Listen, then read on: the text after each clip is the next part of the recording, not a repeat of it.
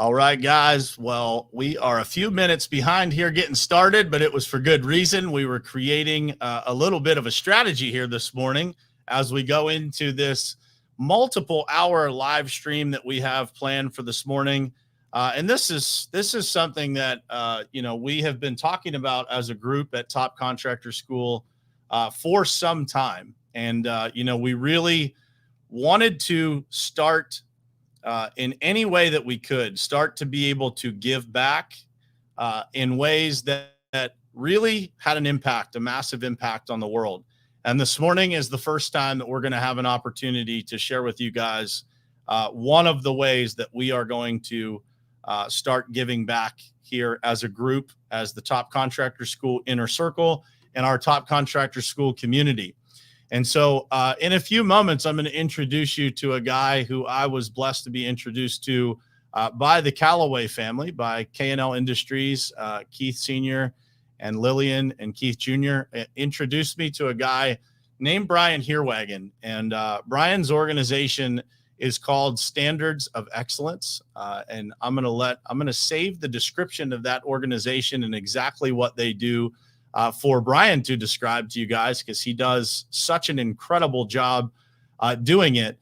But when I was introduced to them, introduced to Brian by the Callaways, it really opened up my mind. It opened up my heart to different ways of giving back above and beyond what I ever, really took a grasp to in my own life, to be honest. And so the reason why we wanted to do this live stream today was to give you guys an opportunity to also participate in the ability to give back with us. And so to kick this off, what our goal is for this live stream is to, between what we are giving as a group within Top Contractor School and within the companies that exist within there, and what you guys are able to contribute throughout this live stream today and beyond this live stream today, we are going to help this organization raise $150,000.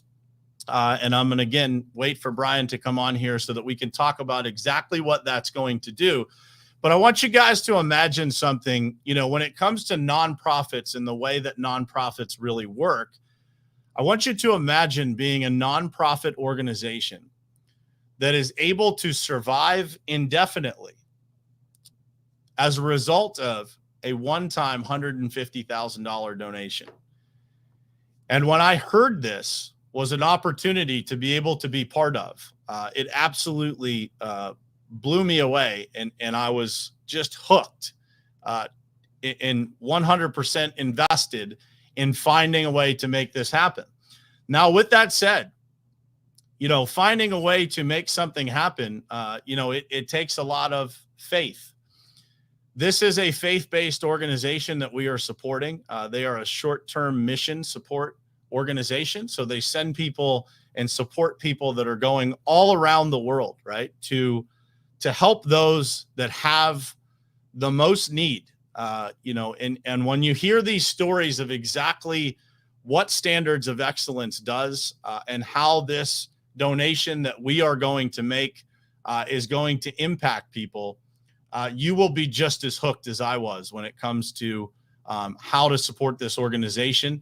And so this morning, throughout the next couple of hours here, you're going to hear from myself. You're going to hear from Ryan Austin. You're going to hear from the Callaway family directly. You're going to hear about stories of how they have participated in these types of giving, in these types of mission trips that have allowed people to have better lives, right? And when it comes down to it, we are all put here to help each other. We are all put here to give and to serve. And so that is what I am most excited about. And so I just popped the link into the stream here that you guys should be able to see. The link to give is right there in the comments. So it's very easy as we get into this for you to be able to click that button. And if you want to donate to this cause, please click that link, and any amount you can give would be appreciated. So I want to kick this off by talking about giving in general and how giving has become such an important part of my journey, and why I think it is important for everybody to participate in giving in your own life. And so I want to start out by, just talking about the concept of giving in the first place. And so I know that for a lot of people, this isn't necessarily a normal thing, right? It's not something that is natural for people, and not all families and not all people are used to being in a situation where they can give. And so over the last handful of years here,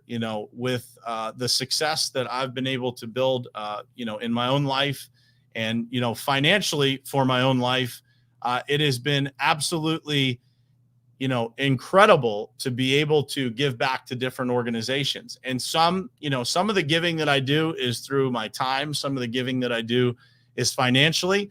But I think that it is important for all of us to realize that we are put here to serve, and we are put here to give.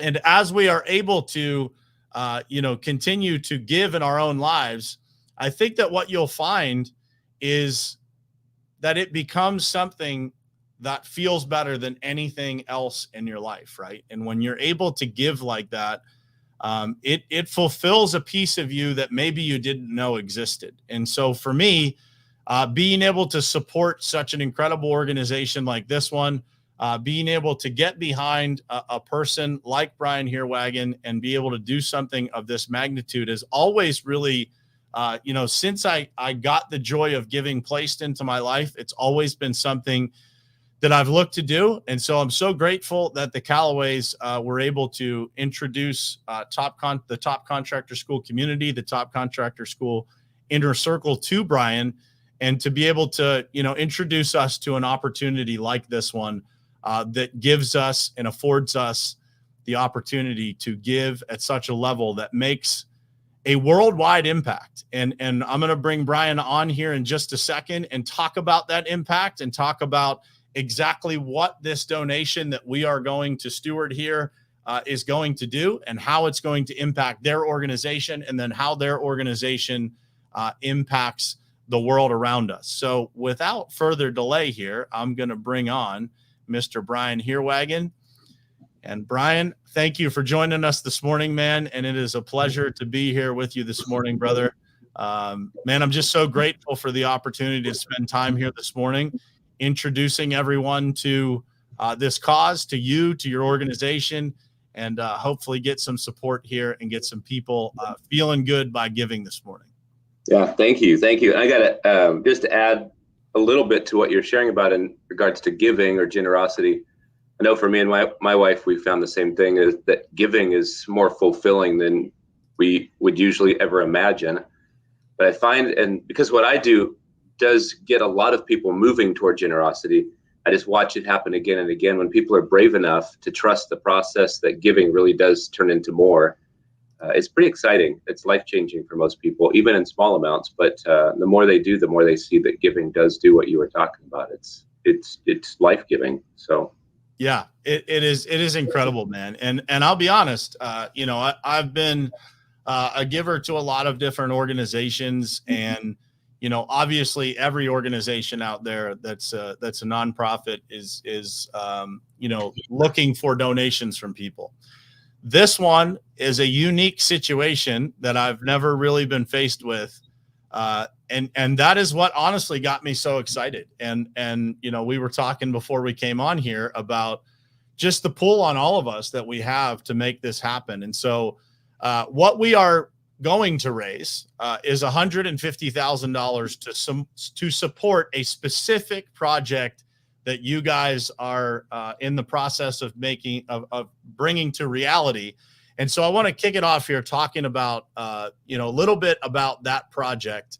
But if you could kind of talk about what Standards of Excellence does, and then how that project will fit into exactly what you do and make that an indefinite kind of permanent fixture and permanent support for you guys, that would be awesome. Okay, well, great. So first of all, Standards of Excellence, that we call it SOE for short. We exist as a member organization helping anyone who does short-term missions do it with excellence. Standards of Excellence for short-term missions.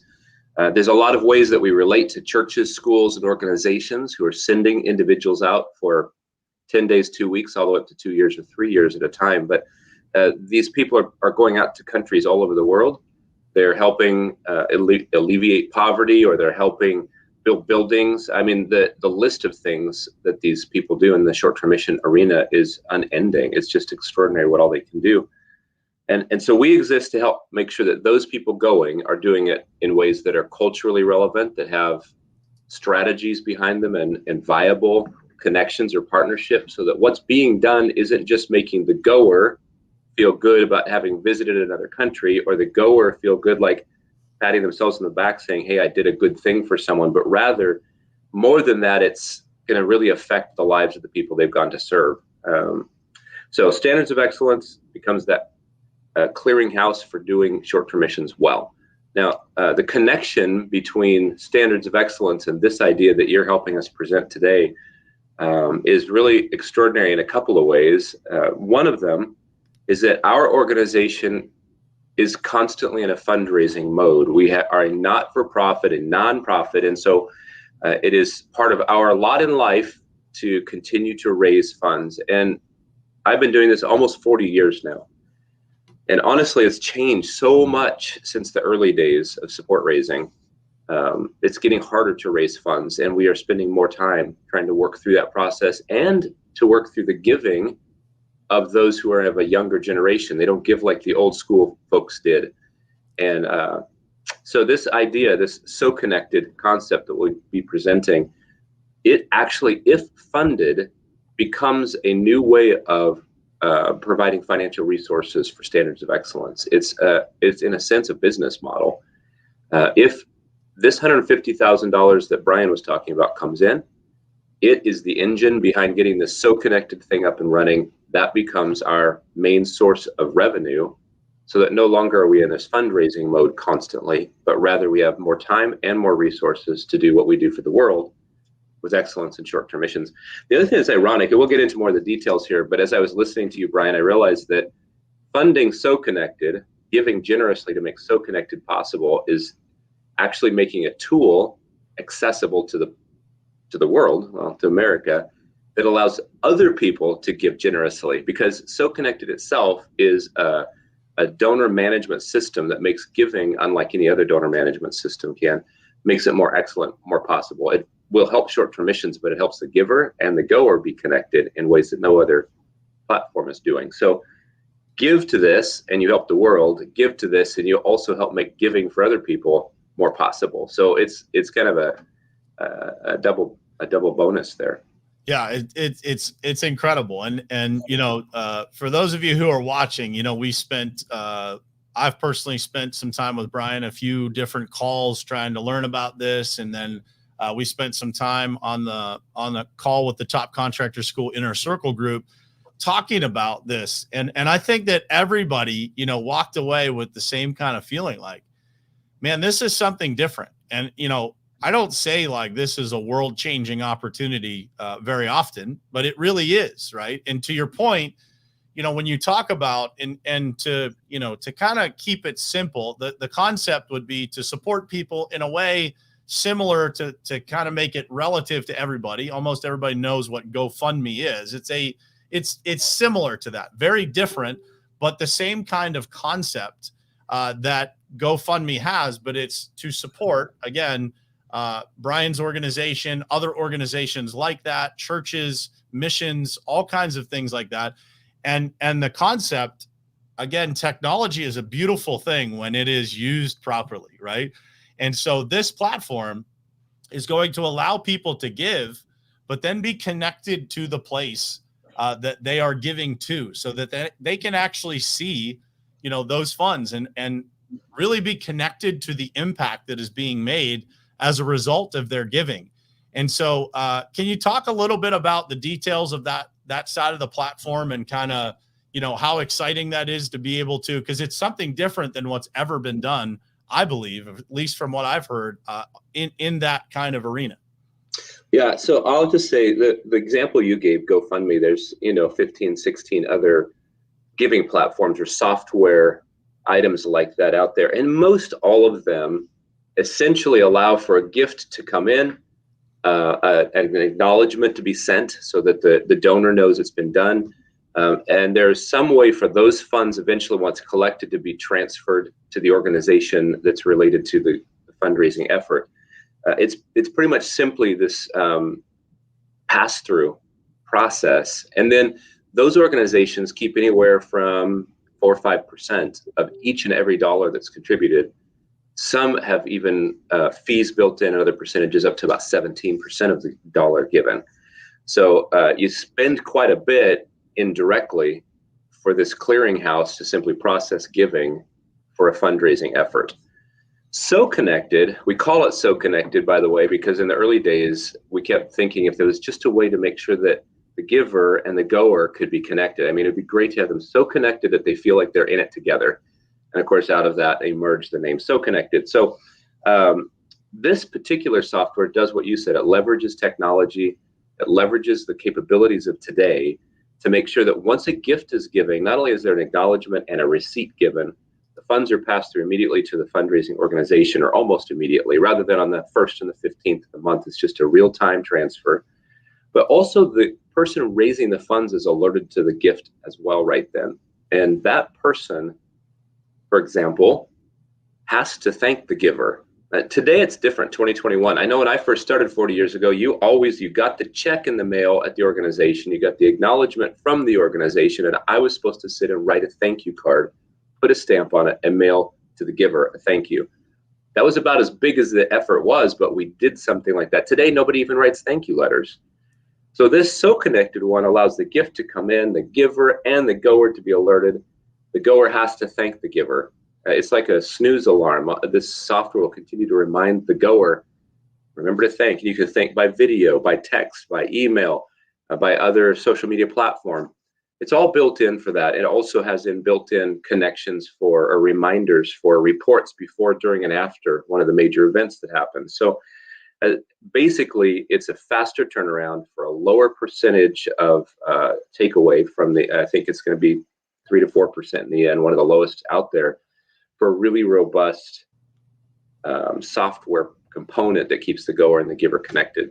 So if you think about it, it's unlike the rest in how it connects the giver and the goer. It's taking less of the donor dollar and therefore more to the mission or the effort that the funds are being raised for. Now, while all that's happening, then a small part of that percentage also comes to our organization and becomes some of that revenue that collectively takes the place of all of our long and struggling support efforts. We can actually get to the work we do worldwide. Yeah. So first, let's talk about, I want to unpack two things that you said there. The first thing is, I want to talk about the work that you guys do around the world and how you actually support these people that are traveling the world and changing the world. And then the second part is I want to talk about what it's like to fundraise in today's world in a little bit more detail and why this mission that we're putting in front of everyone to help is so important. So, talk about, the impact that you guys are able to make in detail when people are going around the world on these mission trips. What does your role look like in that, and how does Standards of Excellence support those folks? Okay. Well, I'll start with a couple of things. One, almost anyone who is interested in making a difference, whether it's in giving or actually doing something, you want to do the very thing that's making the most difference. You want to be like boots on the ground and do the thing, or make sure that the money goes to that thing itself. But in order for that to happen, there's a lot of people that have to exist, right? So we're like that we're that part that has to exist to make all that boots on the ground stuff work. So giving to a well project, the digging of a well in a place where there's no fresh water, we want to just give money just to the well project. But who is the engineering behind all of that? Well, you guys can imagine all the work it takes to dig a well. There's a lot of people involved, and giving needs to happen a lot of times on the front end of making sure that all those people can make that well happen. And I think we're kind of that in-between space. Fundraising's hard to do that in-between space. People want to do the boots on the ground thing, right?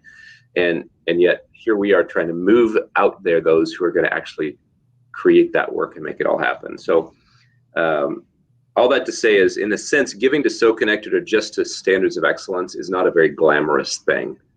It's not the well. It's not poverty alleviation directly. So keep that in mind as I share what we do ultimately. And then when we come back and talk about what giving to this will help with. So your first question had to do with helping to understand a little bit more of what we do for world impact. So everyone around the world, in all the countries, people are just dealing with issues. They're internal, even in our first world nations where we've got all kinds of resources available. We still have people who are dealing with loneliness and struggling with lack of connection, all of those things. But it goes to great extremes where there's war and extreme poverty and other things. So a lot of struggle around the world, and it is people's nature to want to give or to go or to help, especially in America. That's part of our culture. So this short-term missions thing is people knowing how much of a need there is out there and this natural desire to want to help meet that need. So they go on short-term mission trips. That's a big part of what they do. And so you got groups going out there to work alongside nationals in the country or others that are considered missionaries or expats who are out there to help make things more successful. They're going out there to make a difference in lives. And there are about 2 million people a year that have this good feeling of wanting to go help, and they're being mobilized out. About 2 million people a year. That's a lot of people. But the unfortunate thing is only about a fifth of them are probably being effectively prepared and trained. So it means 4/5 or about 1.6, 1.7 million people are going out in sort of what I would consider the default mode. They're going out to help, but they don't know how to do it best. It's right heart, wrong way. So we are doing all we can to educate or help encourage people, not by telling them how badly they're doing, but rather how much better it could be and wouldn't they want to do it better. And then we're moving people up, setting the bar higher and moving people up to more excellence in what they do, which means more hungry people are being fed, more buildings are being built in places where they wouldn't otherwise have been built. We do it through sports, we do it through all kinds of things, but it's culturally relevant and more effective and more life-changing. We have access so far to about 250,000 of those goers that we're helping be part of that 1/5 that's well prepared. We've got a lot of a market to get to. If we had funding in place, therefore weren't fundraising all the time, we could be giving more of our efforts and time to those who go and make a life change. There's just exponentially so much that can be done in this world, and we want to get to more of it. So hopefully that helps explain a little bit of that aspect of your question. And I don't know if you want to ask a little bit more about that before we move on to the other topic. Yeah, I think that, I want to just touch on quickly, the kinds of things that these people who are traveling the world, making an impact. What are some of the most popular things that they go to serve? Because I know that was something that kind of tugged on my heartstrings when we were talking about, the different impacts around the world, specifically orphans and financial orphans, which I was unaware of even existed until you brought it up to me. And that really had an impact on me. And it's something that made me motivated to support this even more. So if you could touch on that real quick. Well, touching on it real quick is tough when you're talking about a 2 million person movement, right? Yeah. It's funny. There's one group of people that really love to do this, and they're like early retired construction workers. They want to move from what they call it success to significance. So they've got lots of money, lots of know-how, and they love doing things, but they're not like, maybe they're barely running their companies anymore. They just have income. These guys love to get up and go and build things and run projects in places. So that's just one category we have. That's making a difference in terms of hospitals and radio stations and electrical plants being built and all kinds of cool things there. But even more closely to what, Brian, you were talking about there, especially today, issues of compassion and human care, humanitarian efforts have certainly become really front and center, especially for the millennial generation of goers. And that has it's good and it's really bad, because on the good sense, there's so many extraordinary needs out there, and people are feeling really compelled to sacrifice whatever they have to go help with those needs, right? But the unfortunate thing is also in this younger generation, there seems to be this idea of, I've watched it before, I've seen it on TV, I know what I'm doing, I'm just going to go, I'm sort of self-contained. And they're almost in a sense, doing more harm than good oftentimes in where they go. Now, this isn't just a millennial problem. It's not just a new problem. It's just kind of become a bit more exaggerated right now because humanitarian efforts is really priority to a younger generation who is probably more theoretically self-contained than they think they are anyway, more self-contained than they really are. So we are trying to shed some light on that, and more specifically to narrow it down to one example. Brian brought up the issue of orphans. Just a huge percentage of orphans, something like 86% of orphans worldwide are known actually as economic orphans. They're not familyless children. They're perhaps families who feel like their child, it's most important for them to have some food and a bed and Band-Aids, maybe some teaching, education. So the families relinquish their children to these orphanages that keep popping everywhere. And truly, from a human need standpoint, that child needs a genuine sense of belonging and connectedness more than they need food and a place to sleep at night. Now, of course, we need both, but when the families give their child into the care of someone else, that child grows up discovering little by little from the inside out that their value, their worth is nothing. That connectedness that's natural to us between a parent or an aunt or an uncle and the child is stripped away.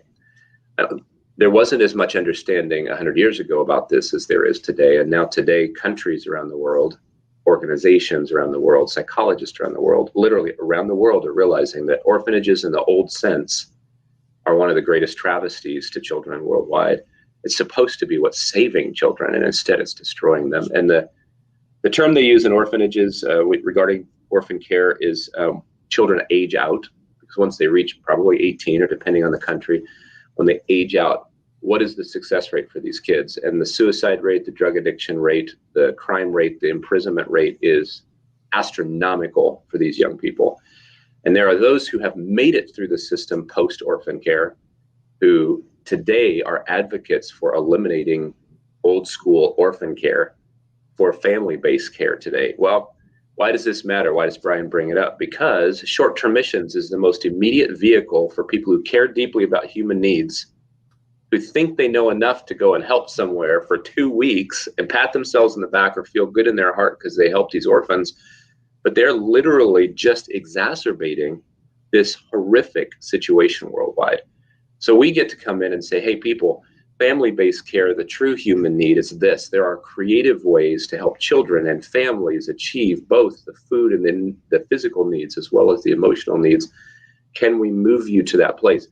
2 million people doing short-term missions a year, many of them young people who care about holding babies, who are the problem in orphanages. Can we not steer that toward greater success around the globe through short-termers who are smarter and better at what they're doing? So kind of a long answer, but my goodness, it's convoluted with 2 million people and worldwide impact going on.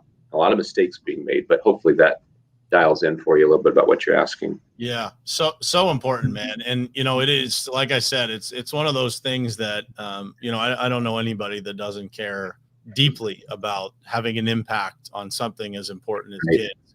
And, for me, I get chills talking about it because it's like, man, we can raise this money. We can get to the $150,000 that you guys need to build this platform.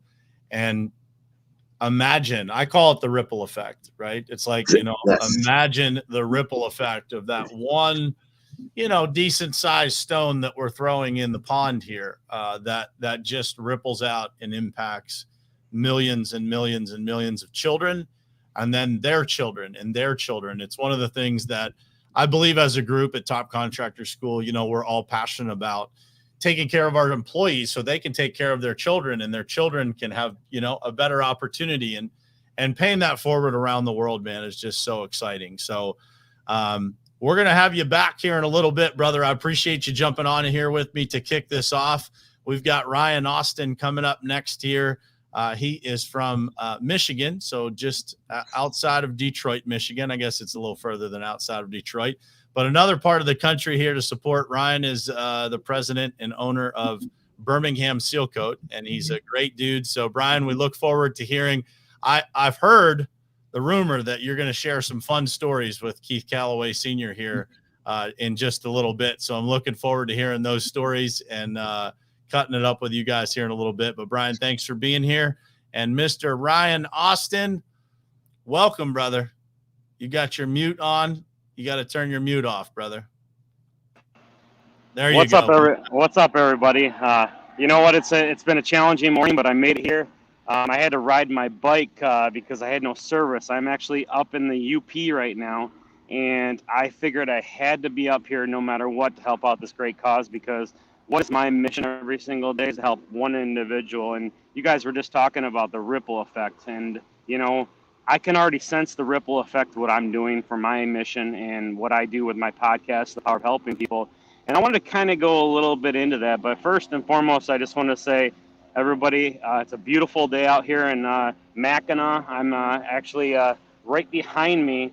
There's 50,000 people today walking this bridge. So this is a sight in itself, because when we're looking at something that's impacting, this is impacting 50,000 people right here. I mean, I can't. They look like little ants up there. They're walking across the bridge, and there's 50,000 people. So I couldn't find a parking spot. So here I am having to ride my bike into town because it's right next to me. I mean, literally, I'm not lying here. I got a bike here, and I'm just figuring out, might as well just do my second workout of 75 hard or whatever. I'm going to do whatever I got to do. But, you know, Brian, hey, I appreciate you having me on here. But, you know, with this whole mission that you guys are doing with the Inner Circle, I thought it was pretty cool, because we have a group of 13 to 15 guys that are, you know, like-minded people, like Brian always says, and our true passion in this group. And if you guys were in a room, just imagine if you were to close your eyes and we were in a room, you can just sense the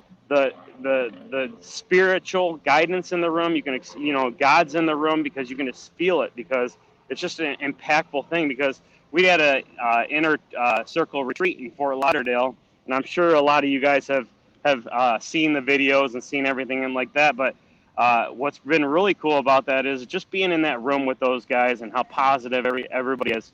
You know, positive breeds positivity. So, you know, it's one of those things that you hang out with people, you know, to surround yourself with great people to become great. So, you know, my mission right here is to help one individual. And I figured, what a better way to help Brian in his mission to get his up and coming site up. And you know, I was doing a little research, and I want to share a couple things that I thought I was pretty impressed with. So he's got 3 organizations that help people, and the cool thing about that is he's got 12 staff. Actually, I think he's got 15 staff, but 9 of them have been with him for 9 years.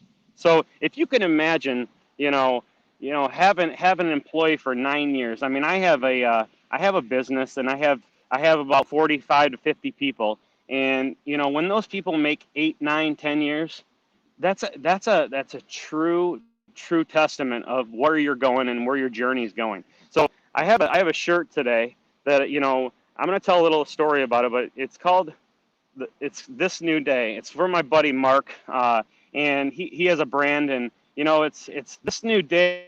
Every day is a new day. So, you know, that's what we got to look for. We're very blessed and very grateful to be here. And so every day I wake up is another day. So it's this new day. And what do you do with your day? Okay. So we all go through life. We all go through our trials and tribulations. But what the biggest thing is we have to have some kind of purpose. So, you know, I'm going to go back and tell you a little bit about, you know, 4 years ago, because a lot of people, you know, I really talk on social media quite a bit, but I really haven't told my story. So, you know, let me tell my story real quick, and it'll transition into the purpose that we have and what we're doing here for this mission with SOE, Standard of Excellence. So 4 years ago, it's not even 4 years, November 17th to 17, I found myself lost. I found myself cloudy. I found myself with no purpose. One of those things that I was floating through life, you know, where you wake up every single day. And a lot of you guys are going to relate to this, because, you know, it's just you get up and you're not happy with what you're doing. You're just going through life. Like you got to go to work. You got to make money. You got to support your family. So it was kind of just like a Groundhog's Day effect. So it was going on every single day. And I found myself looking forward to getting out of work to go drink. Okay, so that's one thing that I want to touch base on is November 17th to 17 I quit drinking. 100%. I haven't touched a single lick of alcohol since. And I want to share the story with you about that because I had to step outside the box because I was one of those people that were looking forward to going and getting off work or going and having a bonfire or going and doing this and having a drink with this person or making plans before my day's even over. And, you look at things like that and you really say, what is my purpose in life? Okay. And so I really dug deep, and November 17th was probably one of the best days of my life. It was one of those things that I took something and I did it and I went and followed through it. So I quit drinking, and for the first 6 to 8 weeks it was pretty rough. It was it was in November, it was around Thanksgiving, it was around the holidays. And what do you do around the holidays? You go meet with people, you have parties, you drink, you have social drinks with people. So my thing was I had to kind of separate myself from people. I had to step away from my crowds. I had to step away from people because when you're hanging out with people, what do they ask you to do? Let's have a shot. Let's have a drink. And I had to separate myself from that people. And you know what? After six to 8 weeks, all of a sudden I woke up one morning and I could see, the cloud was gone. It would just disappear. And I finally felt great for a minute. And I felt like I was back to my normal self. And a lot of people are going to relate to this because, when you have an impact on somebody or somebody gets you outside that level or outside that box, I just really, really want to make sure that you guys are on that journey, and it's with purpose. So I did this journey with purpose, and what I started to see is I wanted to help people. I wanted to help people get out of that funk. I wanted to help people, do what they were born to do, help others, impact others, share things with others. We all have that fire and that burn inside that we want to help individuals. We want to impact people. It starts from where you are today. This is the next step. This is the next step to help step outside that box. Brian is trying to do this website, and he's trying to grow a sustaining business that will help impact thousands. He helps people on missions. Okay? If you're not good with missions, this company comes in and actually shows you how to be good at what you do. Isn't that great? We as individuals seek out for help. We read, we do these things to help us internally. What's really cool about that is he is helping individuals get to that point. And with this thing that he's doing on this mission, and why we're so strongly about this is because it's impacting thousands and thousands of people. And what Brian said is the ripple effect. Okay, the ripple effect is one person does one thing, and then that person does another, and that person does another, and that person does another. When I started my podcast, The Power of Helping People, I really, really, truly wanted to help individuals. And so what my mission was is just to help one individual. When you help one individual, it doesn't seem like you have to help thousands because it's so overwhelming when you have to help thousands. So what you do is you step back a little bit and you say, you know what? I'm going to help one individual today. And if I can help one individual, it's going to impact that person, and that person can go out and do the same thing. And so I want to tell you a little bit about what I, with this whole, mission for Brian is he has a standard of excellence company that's been around over 42 years. Okay. It's proven, when you've been around 42 years, it's proven. Okay. It's something that's been sustainable. And what's really cool about that is, and I'm going to dive into this, is he has an overhead of 9%. Those are things I look for because in giving, most companies that you give to, they just take the money, and a lot of people, what they do is the upper staff makes a lot of money, and then you have this very fraction of the cost to help individuals. So when you're helping individuals, you want to give them everything. When I help individuals, I don't take a portion. I give everything. Every time, every waking minute to help individuals, I give them my time. And that takes listening. and you listen. First, we got to listen. Okay. The listen is to find out what organization is right for you. And, I always look at things as what's passionate for you. He helps people on missions. He helps kids, individuals, kids that are starving, kids that are hungry, and I truly believe that, if we can impact children, to grow up, and if they've had a trialing time, or you can put your hand on their shoulder and just say, it's all right. It's going to be all right. Those people are going to lead, and they're going to go out and help other individuals, because what we need to do is we need to teach them to do that. And that's why I'm so passionate about helping others, is because I look at my children, and the reason I'm wearing my hood is because it's really windy here, and I hope there's no echoing or wind blowing, but my earphones are in my hood, so I wanted to make sure. But we have to impact children, okay? And that starts by your own kids, because you know what they do? They listen and they see. And I preach about this all the time, because I see so many parents. I see so many parents around in this day and age, is they're constantly screaming at their kids. They're not asking questions. Lead a question with your kids. If your kids are doing something wrong, ask them why they did that wrong.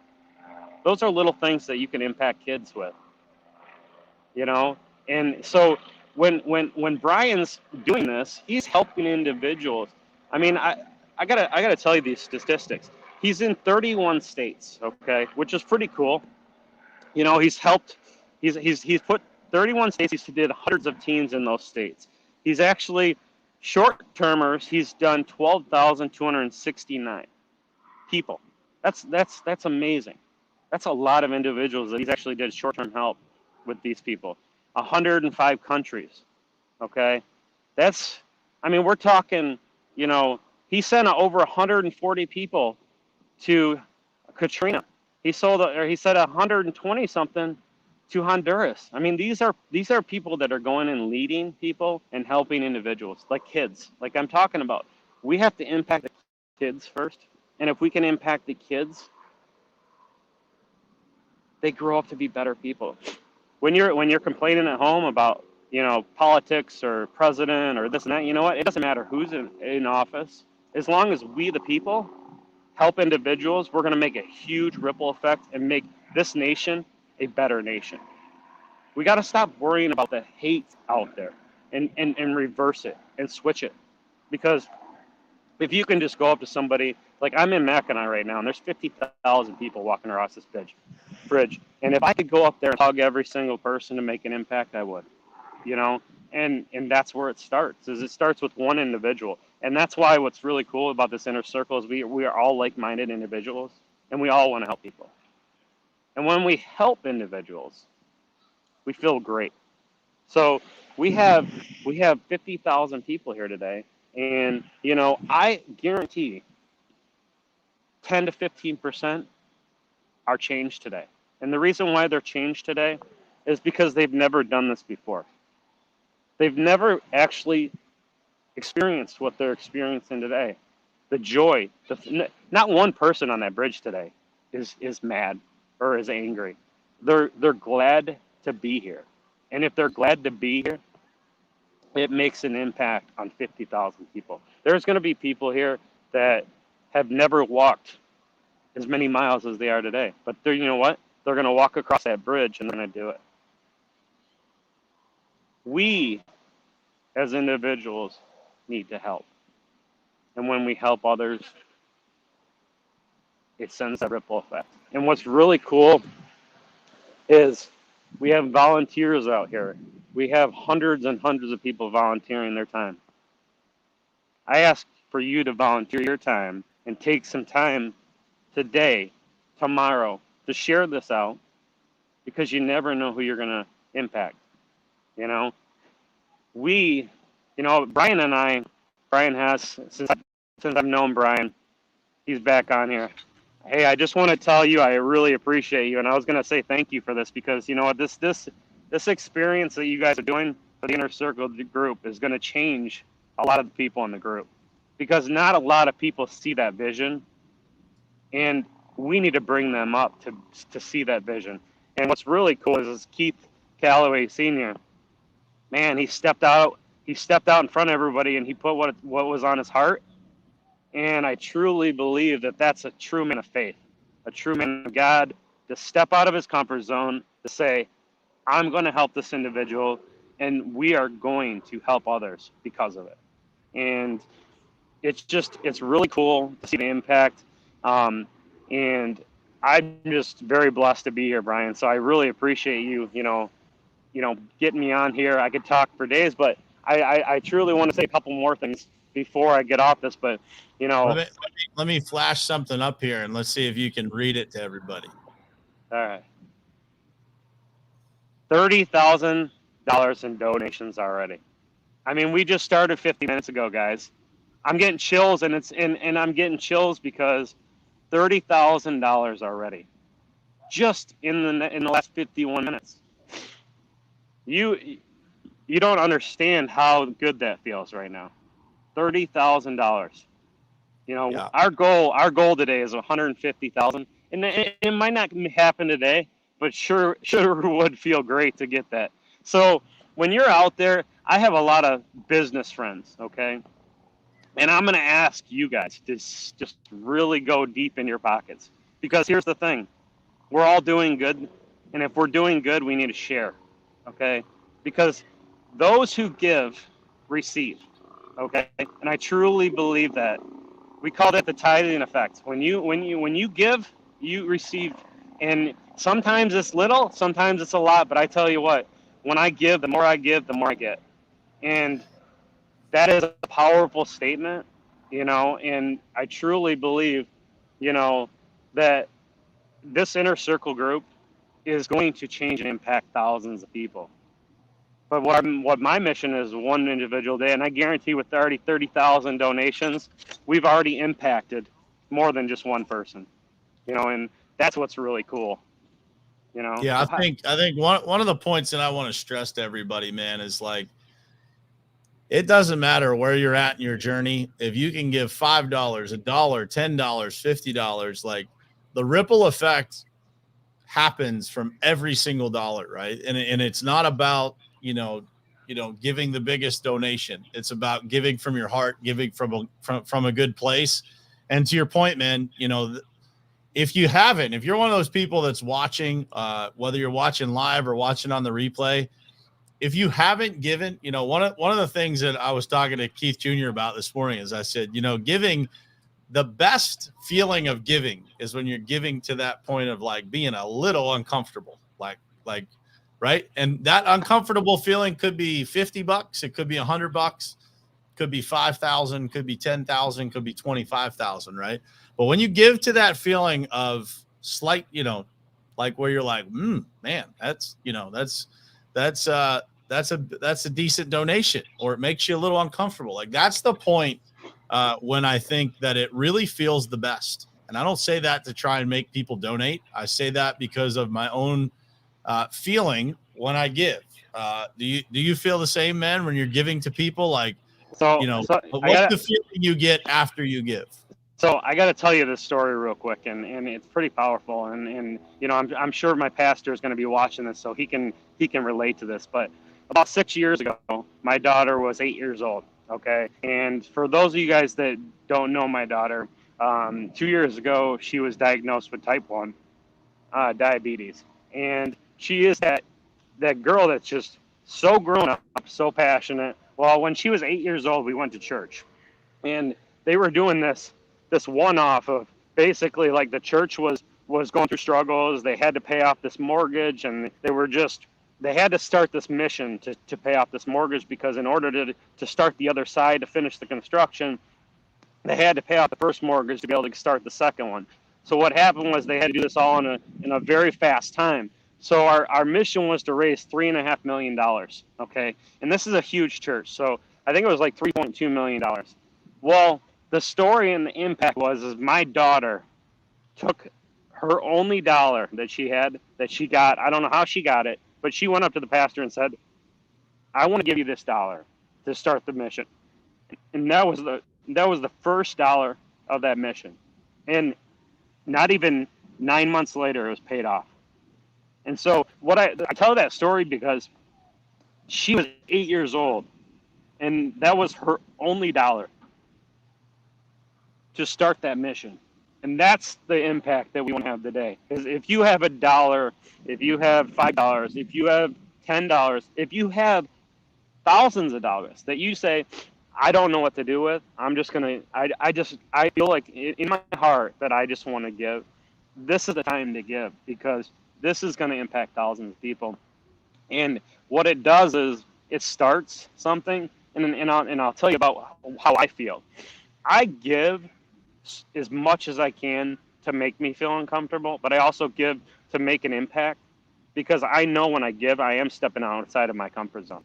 And every single day, the more you give, the more you get. So when I step outside, I know that God's up there saying he has better things for me, and he's going to put me in the right positions. That means if I run out, like if I'm going to run out of gas, that means he's going to take me to that gas station. Or if I have an issue, he's going to point me in those right directions, because those are the little things that are worth money to me. Time, being able to have everything go smooth so I can go home and spend time with my kids. That is what is more precious in life than any money that I'll ever get. So those are things that you have to make sure, because I want you guys to listen to this.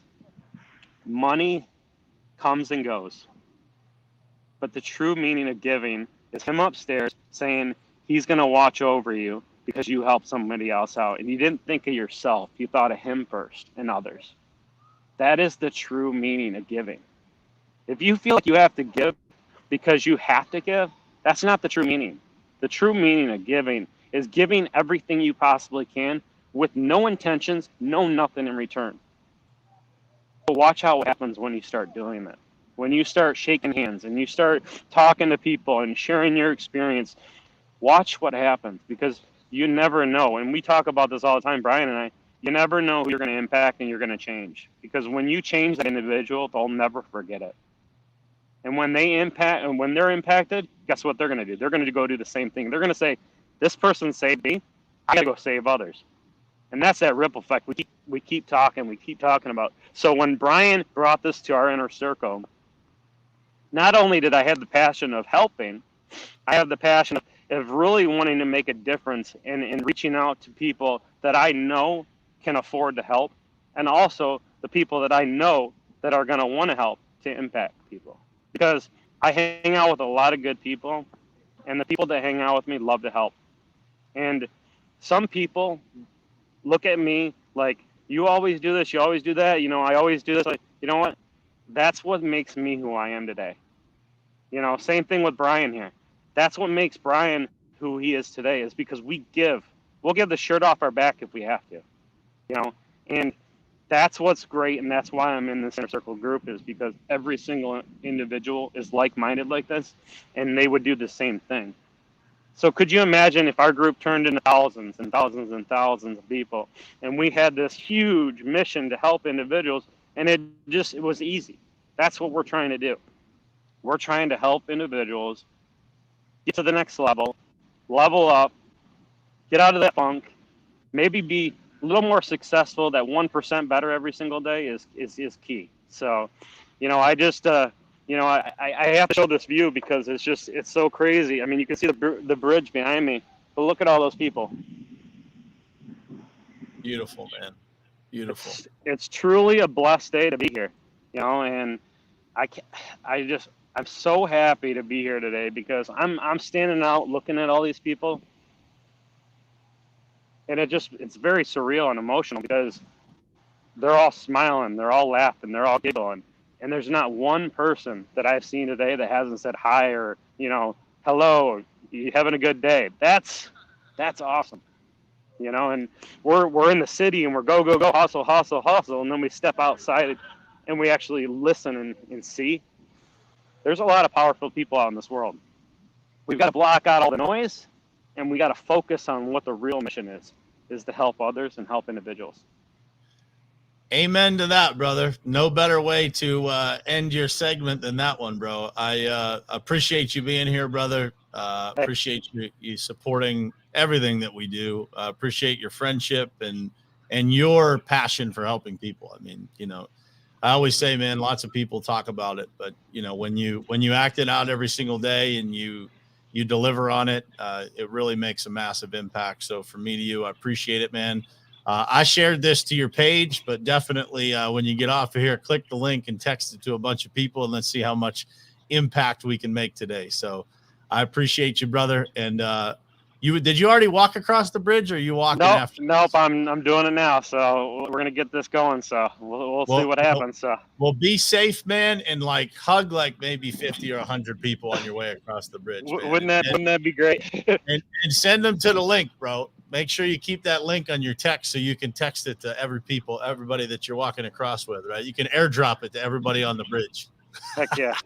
Hey guys, everybody, I appreciate it. You guys have a good day, and thanks for having me on here. And let's hit our goal. I'm excited for seeing this later. So everybody, let's get it. Appreciate you, brother. Talk to you soon. Be safe out there.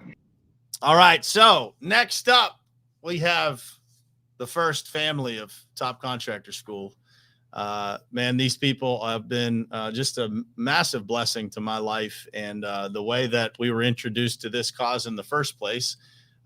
They are extremely important people to my life. They're going to be on here solo, I think, at first, and then they'll probably bring Brian Heerwagen on not too long after they get on here. So welcome. If you guys have never met these people, you are in for a real treat for the next hour here. We have Keith Sr. and Lillian Calloway. Welcome, guys, and thank you for being here, and thanks for everything that you do for this and for everybody else and for everything else that you do in the world. I'll let you guys take it from here. Thank you. So we have some time to work with here, which is a good thing for us. So earlier in the live, you guys met Brian Heerwagen. He'll be back on. He's a great friend of ours, 30 plus years easily. I haven't even done the math. I'm not even sure how many years. It's been so long. A dear friend. We literally raised our kids together. There was a time when I remember calling him and saying, "Hey, Brian, can you spend some time with one of my boys? Can you spend some time with?" And I'm not going to give the name, but they were having trouble at the moment. All right. And he said, "Yeah, sure, send them my way." Or then he reached out to them, and it really helped. And this is the kind of relationship we've had over the years where we share the parenting duties, and we are raising kids and enjoying watching our families grow together. Now between us, there's almost 20 grandkids, I think. And we went camping recently. A bunch of the grandkids were there. It's wonderful. So all that being said, there's a lot of history.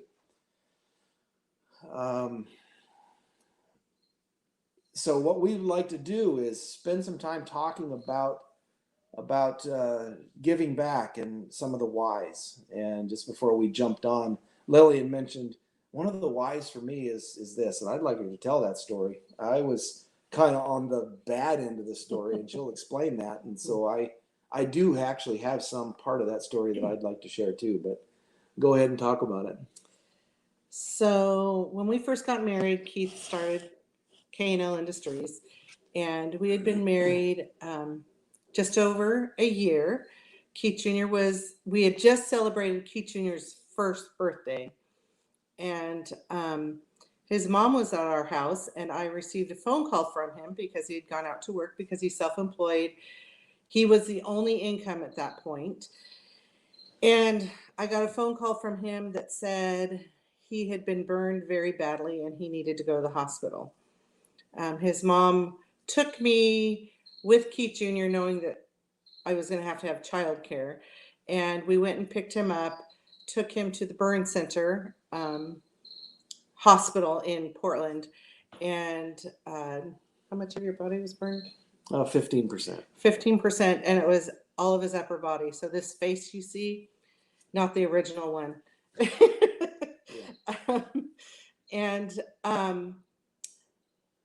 So the detail that was there was that he was the only income. And when you are self-employed and you're the only income, if you're not working, you're also not getting income. And he was out of work for quite a while because there were parts of his body that were shedding skin, and we couldn't take the risk of infection and all those things. And the care was very intense while he was at home. And during that time, we had rent due, a couple months of rent due, and we were broke. We were newly married, and all of you that are married know what the newly married thing is. You don't have savings. You don't have resources to go to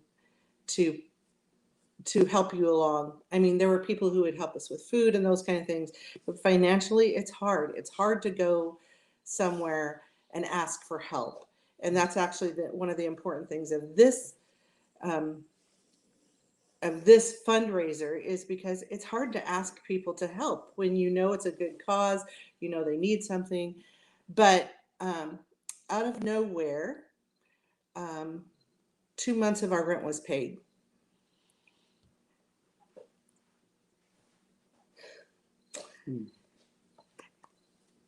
And if you've ever been on the receiving end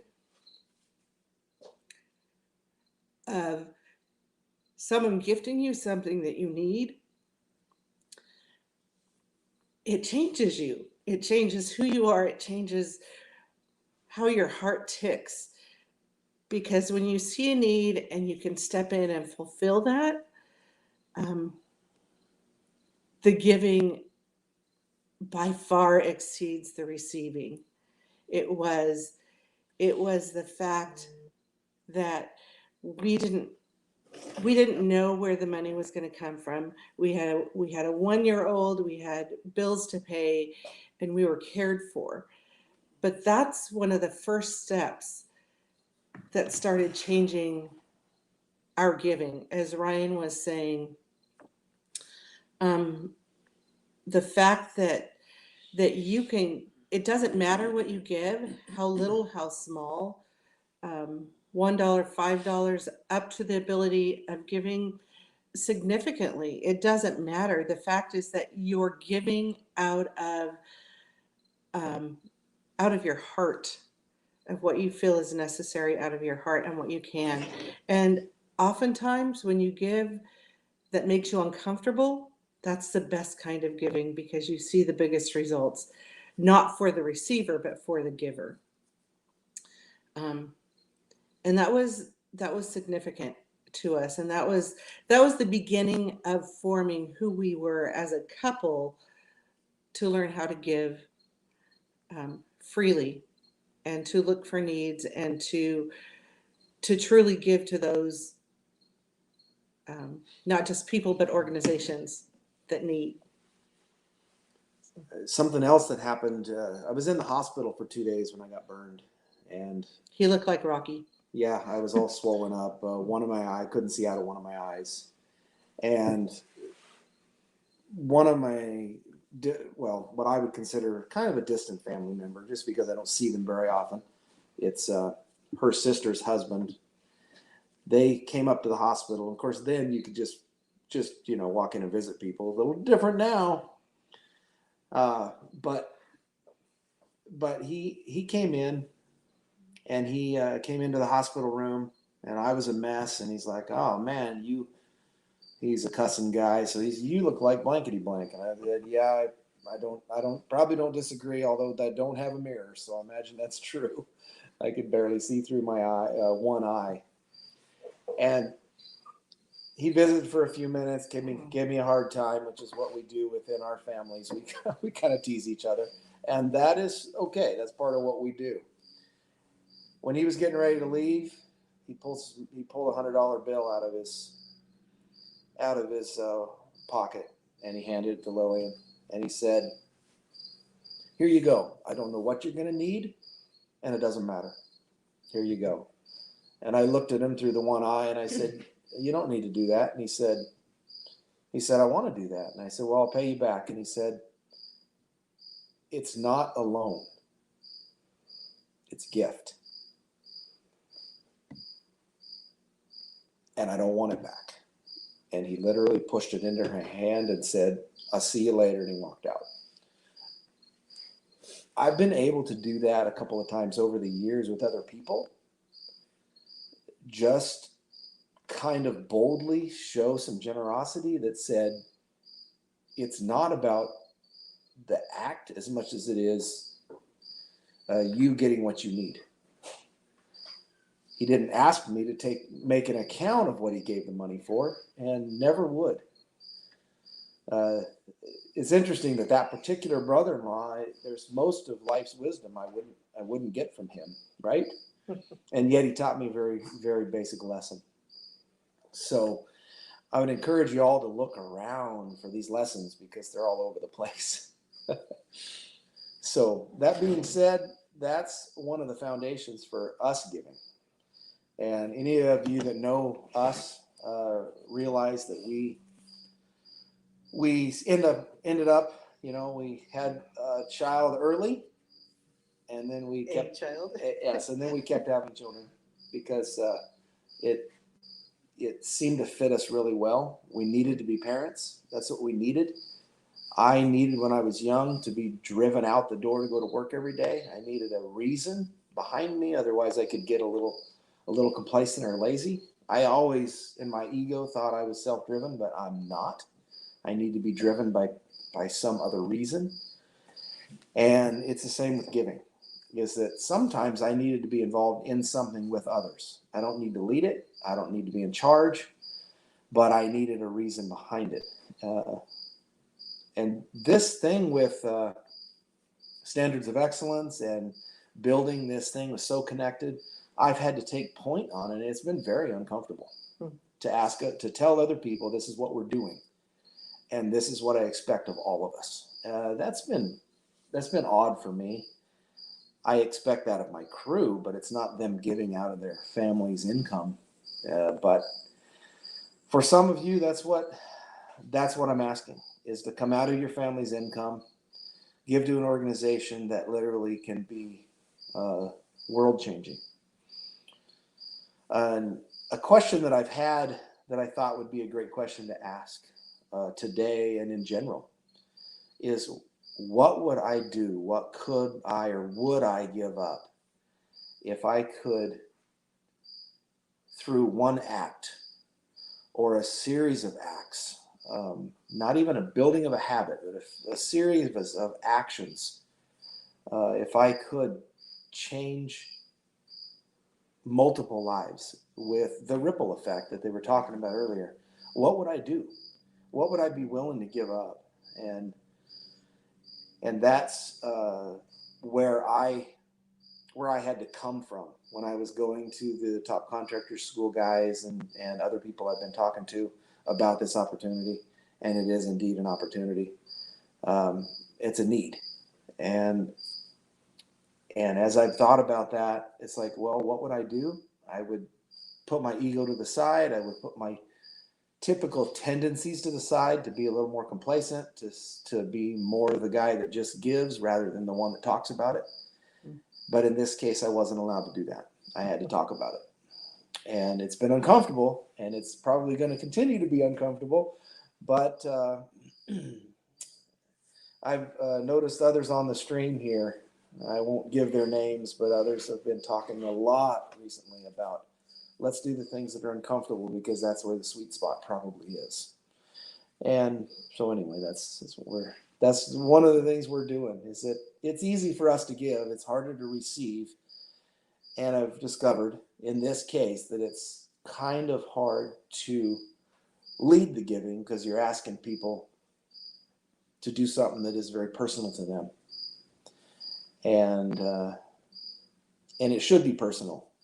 And yet somebody's got to lead from the front.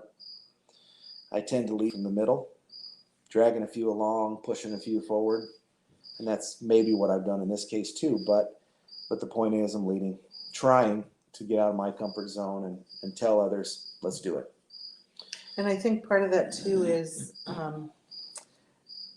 what you do is the example for what your kids and what your grandkids do.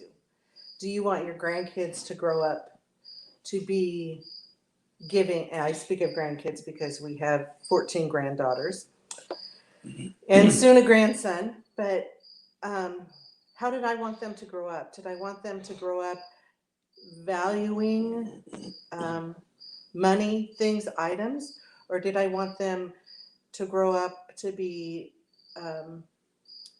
thoughtful, kind, caring people? Now, those of you that know our boys, oftentimes they do not come across as the most kind and soft-hearted people, but when you really know them, they have very tender hearts and they really care, truly care about people. And so that's one of those things that in our giving, when we're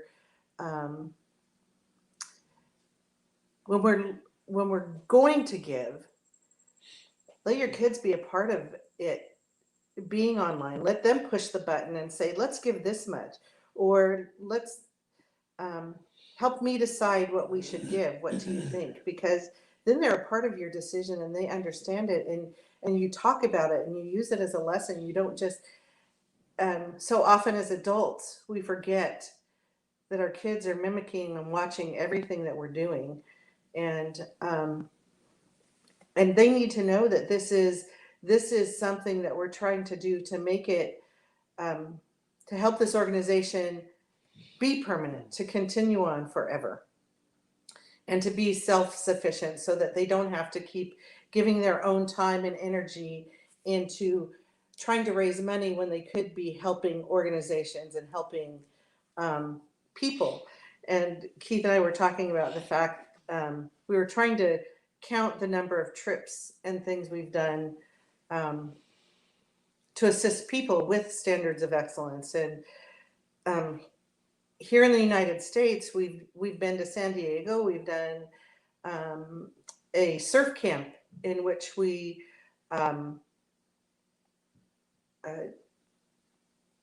gave a reprieve to military kids a week away.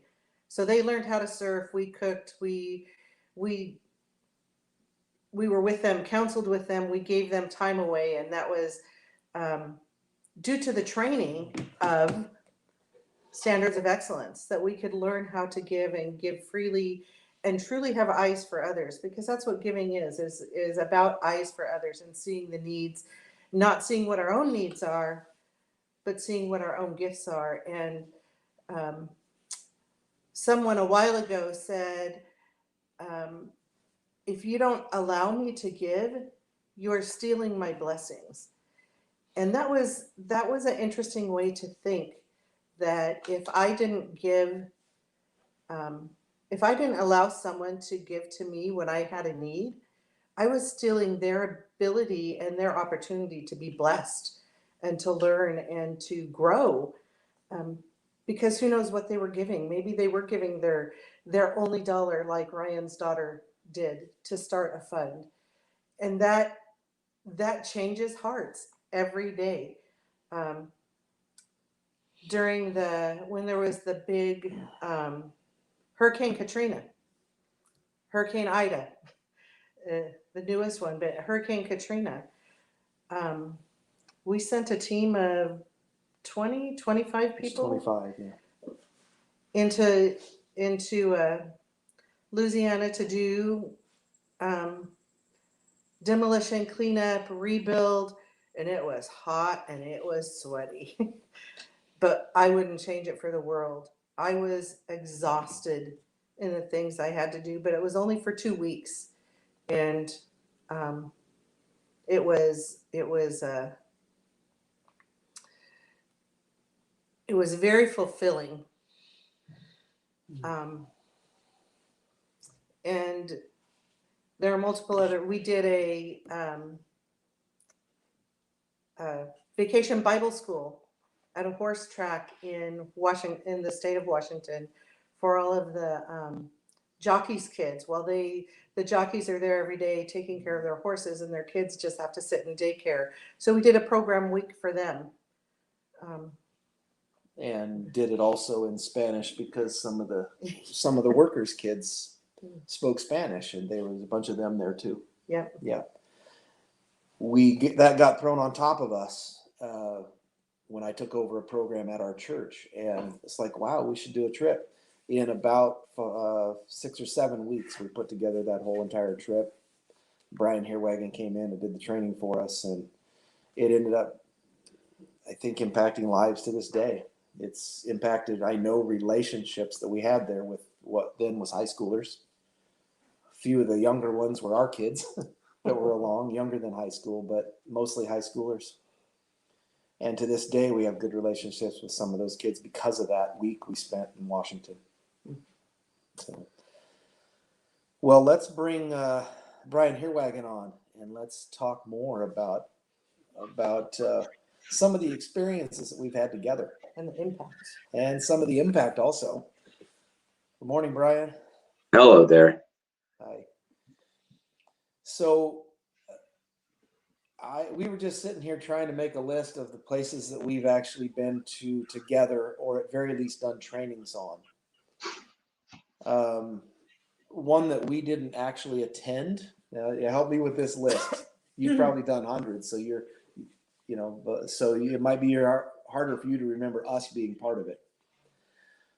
But we were involved, and we don't remember exactly how, but we were very involved in the group that went to Iowa to build that building for the camp. And we didn't go, but we were involved in some of the planning and probably, I think, some of the financing, like we bought lumber or something. I don't remember. It's been a while. The Emerald Downs trip to Washington, you did a training for us. I don't know if you remember that. Yeah. Also the surf camp. We went for 2 summers, and you did trainings, I believe, both times. A number of years ago, when the way we remember it is when Hannah was a baby. So that would put it 30 years ago, right? Wow. You trained a group from our church, Montevilla Baptist, to go to Mexico that Dave said he was leading. We built a couple houses. And we went and built a couple of houses. We would consider them sheds, but down there they considered them new houses. They had floors in them.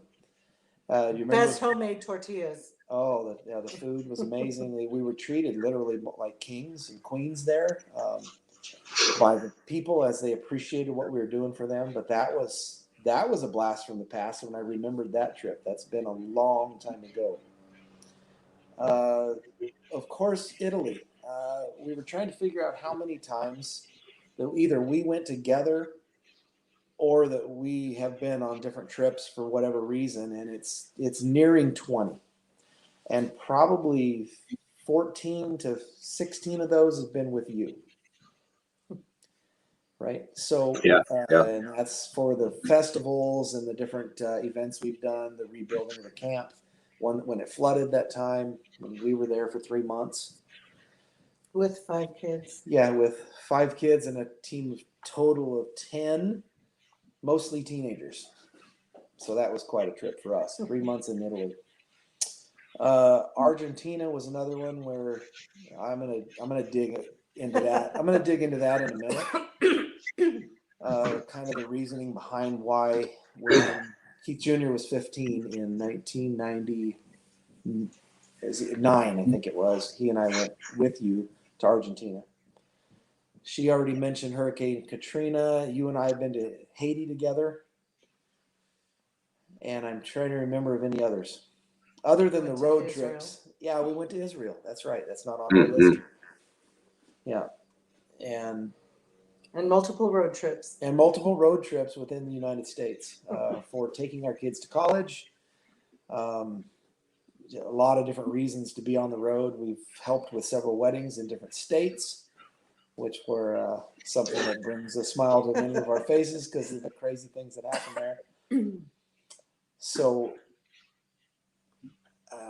I guess what I want to do now is, can you remember any more that have these kinds of memories that we did? Maybe not, but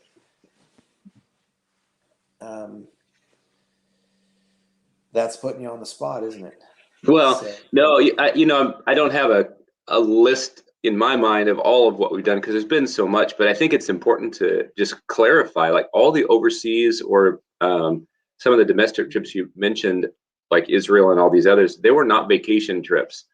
They're like vacation time because you're stepping away from work, but you guys were actually engaged in probably 18-hour days, if not more sometimes, with people, activities, projects, and like what we did in Haiti was disaster relief. I mean, these are tough places sometimes, or they're really fun places. I mean, Italy's an amazing place to be and to do things with people, and the festivals were a blast. But most of what we've done together in that regard has been service related or giving of time, talent, and treasures. I think that's notable. Some of our road trips are just pure fun or getting our kids to college, but so many of what you guys mentioned is actually in the category of service or mission, which is, I think, incredibly notable. I know people who have had one mission trip and they've had amazing long lists of glorious 5-star resort vacations, but it's a different kind of a contribution to the world to do the kind of trips you guys have done versus just simply, for lack of a better term, sort of the self-serving, enjoyable trips. You've done a few of those 5-star things, I suppose, too, but majority of these kind of travels have all been giving. And I want to just say, this is related to what Ryan was talking about. Brian alluded to it as he was introducing the program, and you've certainly talked about it. I'll use the example that I've talked about before of what walking is like.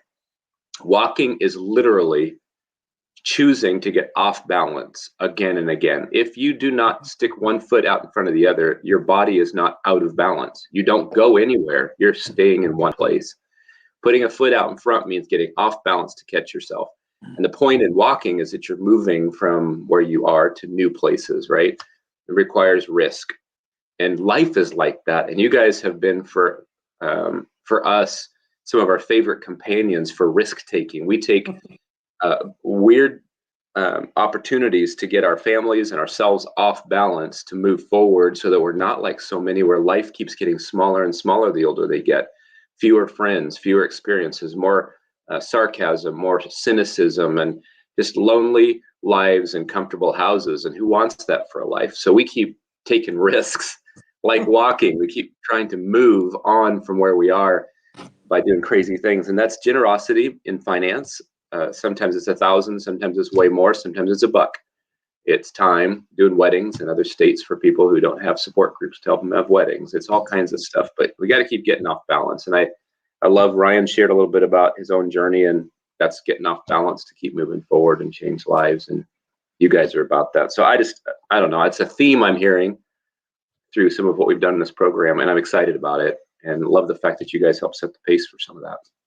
Okay. So yeah, now to your question, I can't necessarily think of any more that we've done. I just know that it's a big blur. It's 30 years of wonderful friendship and experience, and it's changed our lives and our kids' lives and all those we affect. So it's pretty awesome legacy.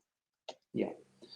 So let me push into something that folks might not know about, that I think would be really good for them to understand. Is I mentioned that you did trainings at almost all of these, the ones that I mentioned. Can you push into what that is? You alluded to it earlier, that you train people how to do. I think it would be good for those listening to understand what that means. If you could sum that up, that'd be great.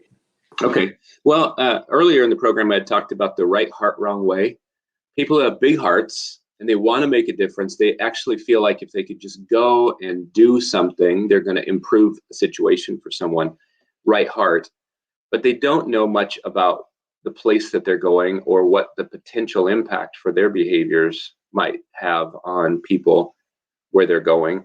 That's sometimes then the wrong way. And I mentioned earlier, like 4/5 of the about 2 million people a year that go out are probably in that category of right heart, wrong way. They just don't know enough about what they're doing and how it impacts, or they're not tied in enough to the culture or the strategies there to have a long lasting impact. So for us, our training at the surface level is equipping tactical, practical aspects of what's going to make someone better at their mission. I'll use Italy for an example. There are things about the Italian culture that people should know, so that when they get there, and they're only there for a couple of weeks, they're not making more mistakes and therefore bringing about a division between us and the Italians. So We'll talk about the greetings. We'll talk about whether you wear shoes in the house or not, how the meals are served, and how do you know when the meal's really over, and can you help in the kitchen or not. Those are really practical, tactical things, but that's the surface level aspect of training. We have been really focused for almost 40 years now on actually trying to not only give what people think they're going to get, the surface stuff, but to dig deep through some creative pathways to deal with heart level issues. One of the ways that in-house we talk about it, I'm doing it now on this program, is that we seek to break the I and the me. I want it a certain way. I want it the way I like it. In fact, I can't remember if it was the trip you guys were on, but I was traveling with someone in Israel. He likes chocolate mocha things, some kind of a mocha coffee drink, and they don't serve those kinds of drinks basically in Israel. So he decided if he ordered that at every coffee bar repeatedly, wherever we were, he would always order that first so that they could tell him that we don't have that eventually culturally they'd begin to understand that people want it. And so he just kept on trying to order it, which he couldn't do. But it's the I and the me. It's I want my coffee. And since I can't get it now, maybe if I keep pecking away at this for the next 2 weeks, the country will figure out they should serve this and I'll be happy, people will be happier. Well, that's not a good attitude when you go. So we try to train people to set aside their own agendas, also to make great strides spiritually and to serve and to give with a right motive. And so it's no longer about, hey, I can just visit another country or I can do what I think they need. I can actually do really what they need and I can come in as a servant. And so there's the two levels, the surface stuff and then the really deep stuff. And if we can affect both of those, then the entire mission is completely different than if they just go on their own and kind of wing it. So I don't know if that kind of gets a little bit to your point. It does, and it's what I've discovered that I'd love you to talk a little bit about is that when we go on a mission trip or go to another country to be helpful, or even another part of the United States to be helpful, then we get the training and we understand it better. And typically for us, we have come back the one that probably was more impacted than the ones we went to help. I think Ryan, with his excitement, his exuberance, I think he really gets that. Like he didn't say it, but you could see it, right? He says, I just want to help one person a day. And he's obviously every day becoming a changed person, right? That was kind of cool to watch in him. It's been nice to watch his journey over the last year or so.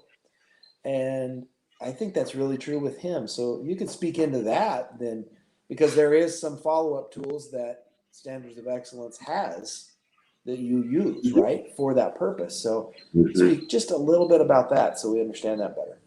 Well, I think you're alluding to something that's really a part of the core for us. And people typically think of it as either or. Some people criticize missions by saying it's just about the short termer, the one who goes. Or others will say, no, it's all about the one who receives. And I think it's got to be both and. There should be mutual blessing, mutual benefit. The Apostle Paul actually talks about it in one particular verse in the New Testament, where it's mutual blessing. I mean, when I leave here, I want to say, wow, you guys blessed me more than I could bless you. And then the people are saying, no, you actually blessed us more than we ever blessed you. Wouldn't that be a great story? Instead of one saying about the other, but whew, that was a lot of work. We got a lot of things to do to pick up the pieces after that group left, right? There's no mutual benefit or blessing there. So that's what you're talking about. I think we got to get out of the either or mentality and work toward what does it take to bring a blend of the gifts and the service and the heart so that both sides just feel overly blessed and you really can't compare which did more than the other. And that's kind of what we're after. And there is an art to that in the training and the equipping. One of the things that is unique to the standards that will in part answer your question a bit, there's 7 standards for us. And the first one is God-centered. And certainly we're saying the best mission trips come out of the heart of God, the call of God, and the confidence that he's behind it. And you cannot believe how many people are sending groups that are doing it because someone else is, or because someone in the church has always wanted to go to a particular country and they got some friends who want to go. I mean, the motives behind some of the trips that go are just they're just subpar. I don't know how else to describe it right now without sounding critical, but we say it's got to be a God movement thing, right? That's a great starting point. But the next two standards really get to what we're talking about. One is empowering partnerships. It's believing that those with whom we're about to work have the capacity to be equal players in this, or at least incredibly powerful players in this. And Keith and I went to Haiti. Most of you, if you're familiar with Haiti, will know that it's a really broken nation. I mean, its history and what it's evolved to become culturally is broken. And it is a difficult place to find success and organization and structure. It's an easy place to find corruption and abuse. And so when you go there, you're like, well, we've got it all figured out, and they're a mess. And here we come in after an earthquake, and we can help them. That is not an empowered partnership. Keith and I and the others that went down there, we sent about, I think 54 teams altogether to Haiti. We partnered with Guillaumet, was his first name, Guillaume for short, who's an extraordinary leader. And he also has wrapped around him some others that are really trusted, qualified leaders, Haitians, who are amazing, qualified people. Instead of us coming in and saying, it's all about what we know and we're going to help you, we came in and said, what do you need? What are your goals? What were you headed for? Now, how's it changed with the earthquake? And what would you like us to do? We empowered them in the partnership. And then together we created, that's the third standard, mutual design, not equal design, mutual. That means we communicate in this empowering partnership to figure out what each one of us brings. And it may be 80% and 20% or 75-25, and it may shift over time. And it did with Haiti, not necessarily 50-50, but mutual agreement as to how we're going to design the mission trip. These concepts are not that strange, but very few people on their rapid fire short-term mission with their big hearts consider aspects of the mission like that. And so they end up doing that 4/5 of the group kind of a mission, the default mode, I call it, right heart, wrong way. It's sometimes creating more trouble than it's worth. So we teach things like how to trust and believe in qualified partners, and then how to build plans together that work and last and really meet the need. It changes the mission trip completely. Now, we're still dealing with imperfect people going. We're working with imperfect people when we get there, and with systems that don't always work, especially in what we would call third world countries. But man, it transforms the mission trip at a heart level, even if practical things don't all work out the way you think they should. Good. So let's turn to some of the adventures that we've had. So we were talking earlier about the things that you want to make sure that somebody in the van you're riding in, typically you're in larger groups or you're in a bigger car or a van. If it's a smaller car, then you're definitely shoulder to shoulder for sure. Almost always, right? It's 5 to 10 people, it seems, every time we go. And it's usually, not always, but it's usually hot. Everybody's usually sweating. They usually have to carry their backpack in their lap because there's not room for it anywhere else. What are the things that you need to make sure you have in your car in the event that something crazy happens? Or backpack. Or backpack, yes. Like somebody in your car, somebody along with your trip needs to have. What are those things? We would say are absolutely necessary. This is kind of a MacGyver type question, right? I mean, how many places, I don't know if anyone listening today, watching this today, has mostly only ever been in America. You take for granted the access we have, support services, resources, auto parts stores, groceries. You know what? I mean, we got it easy in this country, but most of the places we go have limited supplies, places that are supposed to be open that are not, you name it. But to get more specifically to your MacGyver question here, I would think zip ties would be something good to take always, probably duct tape, perhaps a Leatherman, if you can get that through in your luggage. So when you get to the other country, you can carry that one with you. There's a few things like that that probably should always be intact. I think you guys held a bumper on a van once with zip ties, if I'm not mistaken. Yes. Yeah. Dragging down the way. Yeah, and I drilled holes in the bumper. It ended up being a plastic bumper. Drilled hole. There's a certain implement on a Leatherman where you can push it in there and twist and twist and twist, and it's basically a drill. Now it takes some effort, and your arm hurts after you're done typically. But yes, one, I believe it was the rear driver's side of the bumper just fell down and was dragging on the road.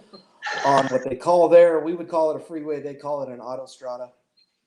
And it was about an hour or so south of Pisa in Italy. Yes. And so, yes, we pulled over on the side of the highway, tried something else first. It didn't work.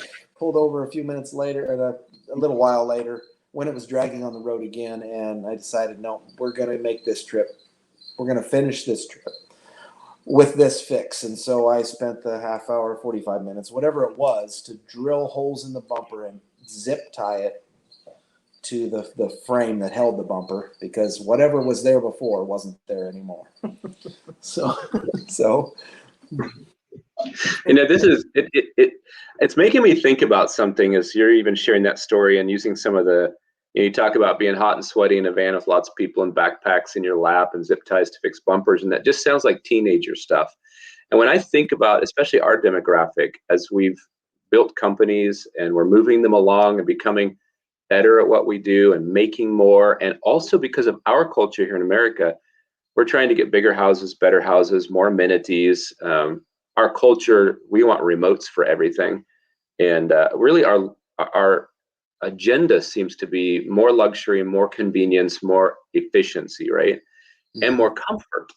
And so here you guys are, you're grandparents of 1 million grandchildren, all granddaughters so far, except for this new grandson coming. But at your age and stage of life, you're supposed to be living pretty swanky lives. And in fact, you should be making more money to get bigger and better cars, bigger and better boats, own another home, right?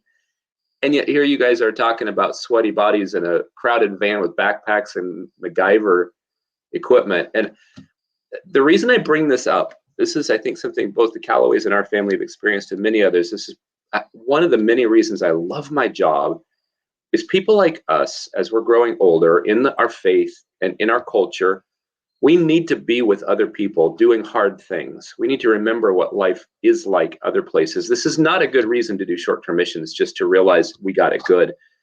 But this is part of what keeps my life more balanced, is to be in hard places and to do hard work again like that, not just for my company, but for other people. It's part of the giving that Keith talked about, and Lillian, that Ryan was sharing about, that Brian's alluded to as well.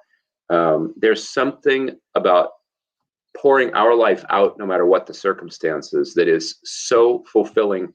Just human nature itself likes that. I think God designed us like he is, to be givers. And when we do it, it's fulfilling. Somehow, I think Brian actually said at the beginning of the show, giving this away is more fulfilling, it brings greater joy than buying another new car. It doesn't make sense in our culture, because we're supposed to watch the television. We need computers on our car. We need 3 screens, not 1. They need to be all interactive. We need self-tinting sunroofs. And if we don't have those, we strive harder to get that. And when we do, it's still not fulfilling. But when we take sweaty rides in crowded vans with duct tape in foreign countries, we come back like younger than we left and happier than when we left. And that's just human nature by God's design. Add to it the spiritual investment that we get to make, the relational investments we get to make, the lifelong friendships we create.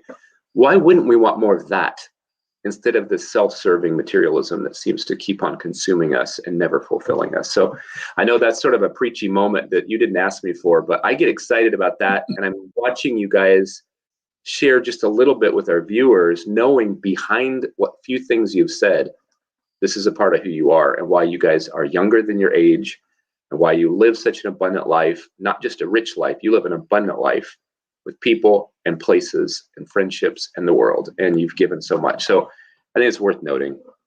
And I think on top of that, Brian, is that when you get to the more mature ages, the memories that you have are not the times when you went on the cruise or when you stayed in this swanky hotel.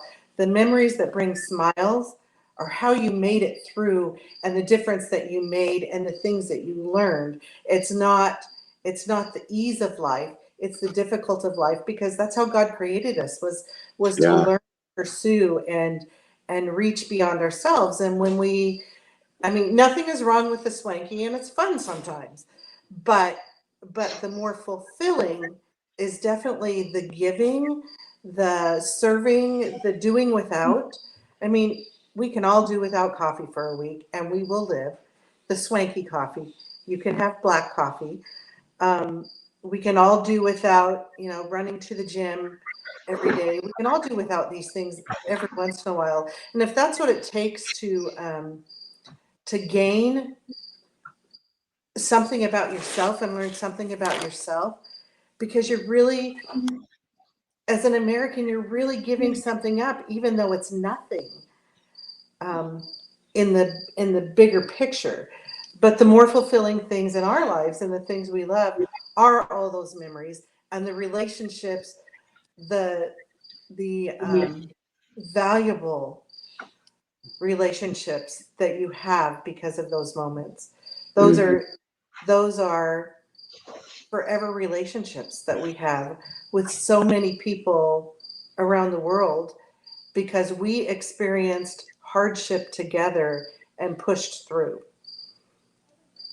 Isn't that interesting, though? If you listen to the prayers of many people, it's help me not get sick, help my foot get better faster, give us travel mercies. We're constantly praying for ease, convenience. It's really always in our prayers. But what you're saying is true. It's in the tougher times that we have the deeper, richer moments and the better memories. It's the not I went to bed on time, because I always do. It's the 1 a.m. call that you had with someone, or the visit at midnight with someone where you cried together. Those are the best memories. And yet we're struggling to protect our time and to have an easier life. Short-term missions sure does take you out of the comfort zone, getting ready for it, going on it, and hopefully for a long season afterwards, you hang on to that, and it affects your life in a good way. And I think it's important to note that all of these trips we're talking about, they weren't necessarily to go do a vacation Bible school or to be 100% religious in nature. They were to truly go meet needs, whether oftentimes a lot of them were building houses, cleaning up messes, standing in a creek, cleaning out debris from a flood for days on end. And it was just about giving our time and our energy, and not necessarily about creating a program as well. And I think that's important to note with standards, that it's not just a vacation Bible school or things like that. It ministers to many orphans. He did Uganda and reached the needy where they were most in need, and tried not to create that train wreck of oh great, now what do we do? But he really ministered to people. And when we were in Naples for 3 months with our kids, he used his welding experience, and our boys put a steel beam underneath in the basement of a building of an old mill. 900-year-old building. Yeah, that was pretty cool. I wish I would have taken more pictures, but that was. But the outreach that Standards does is it meets every facet of life. So when people give, this is not just reaching a church or things like that. You are the so connected that you're trying to create is so that you don't spend your time in trying to raise the money to be self-sufficient so that you can build more teams. This is so that you can be self-funding with little effort. And with that, my question for you is honestly, how much time do you spend up to this point in doing fundraising? So if this were to happen, how much more time would that give you in essence? Well, one comment, and then I'll try and put some math to your question. We would like to still solicit generous givers in the future, but for research, development, emergency relief, for key initiatives, and not have to do it for routine funding or for operations, right? So the idea of generosity and giving will never actually go away. But to your point, what we're trying to do is come up with a business model, if you will, an unrelated business income stream. And in this case, interestingly, So Connected, if we fund that, is actually a related business income stream. It's a huge blessing for us because what would be providing revenue for us actually is literally helpful to the greater mission that we're involved in. Anyway, if So Connected, if giving to that occurs enough that we can launch So Connected, therefore it becomes a primary revenue source for us. What Lillian you're referring to is the fact that I and the rest of us could devote more of our time to the greater mission and not fundraising. So to get specific on that, I would suggest that probably at different times of the year, up to a third of my CEO time is spent trying to raise funds. It's not an unusual part of a job description as a CEO based on history, the way things are done, but I'm trying to break out of the old not-for-profit mold and not just be like it's always been and say, why would we settle for that if we can find a better way to fund the mission? So if I could clear up a big part of that 1/3 to put back toward development, innovation, leadership in our organization, we'll do far more. But it's important to note it's not just me, and this is where your question gets really interesting. So let's say a third of my time spent fundraising, but I also have, as Ryan mentioned, quite a few staff members. And of those, I think 6 of them are also fundraising like missionaries. My wife and I raise support for our salary. And then 5 or 6 others on our staff raise funding for salary as well. I want us to get out of having to do that because not only do I spend perhaps a third of my time organizationally raising funds for SOE, but I also, and my wife and I, have to spend time working to raise our personal support, just like some of my staff do. Take my time, not only the third that I do for the mission, but all of our personal time for fundraising, plus 5 of my staff and the time they spend for personal fundraising. And let's convert all of those hours into effective relational mission nationwide for global outreach. I mean, without specific math, you can just figure it out. It's far more effective, far more efficient, can have much more impact than if we just have to keep on doing these things that raise money. And Brian asked earlier on, maybe we'll get to it later in the show, but raising money is not a bad thing. It's not a wrong thing. It is a hard thing, and it does work. But it would be interesting if I get a chance today to tell you, or maybe in a later program, what it's like. It's strange, and it is time consuming, and it's awkward. A lot of times it's awkward, and it shouldn't have to be, but it is. So I'd love not to be caught up in that drama or in that time-consuming aspect of things, and instead focus more on outreach and life change. Anyway, there you have it. Well, I have to say also the fact that a big reason we are who we are is because of standards. Because your training and the things we've learned have been because we've gone with standards of excellence on this trip. So thank you for that. Mm. And for the many years of friendship and doing the hard things and the fun things too, but standards has helped form our giving and our training, and even oftentimes our parenting and the things you teach are not just for trips. They're for home, they're for work. Oftentimes I refer to our guys and talk about eyes for others, because you go through a training with the alphabet of what each of the alphabet stands for, and E is for eyes for others. And that is truly a big thing to me that I try to help teach others, is that it's not about just looking at me, it's about looking out for others and what others need and how to best serve them. But so standards has greatly impacted who we are in our whole life, not just in serving the world, but in serving our own family and our own business. And K&L has grown from that.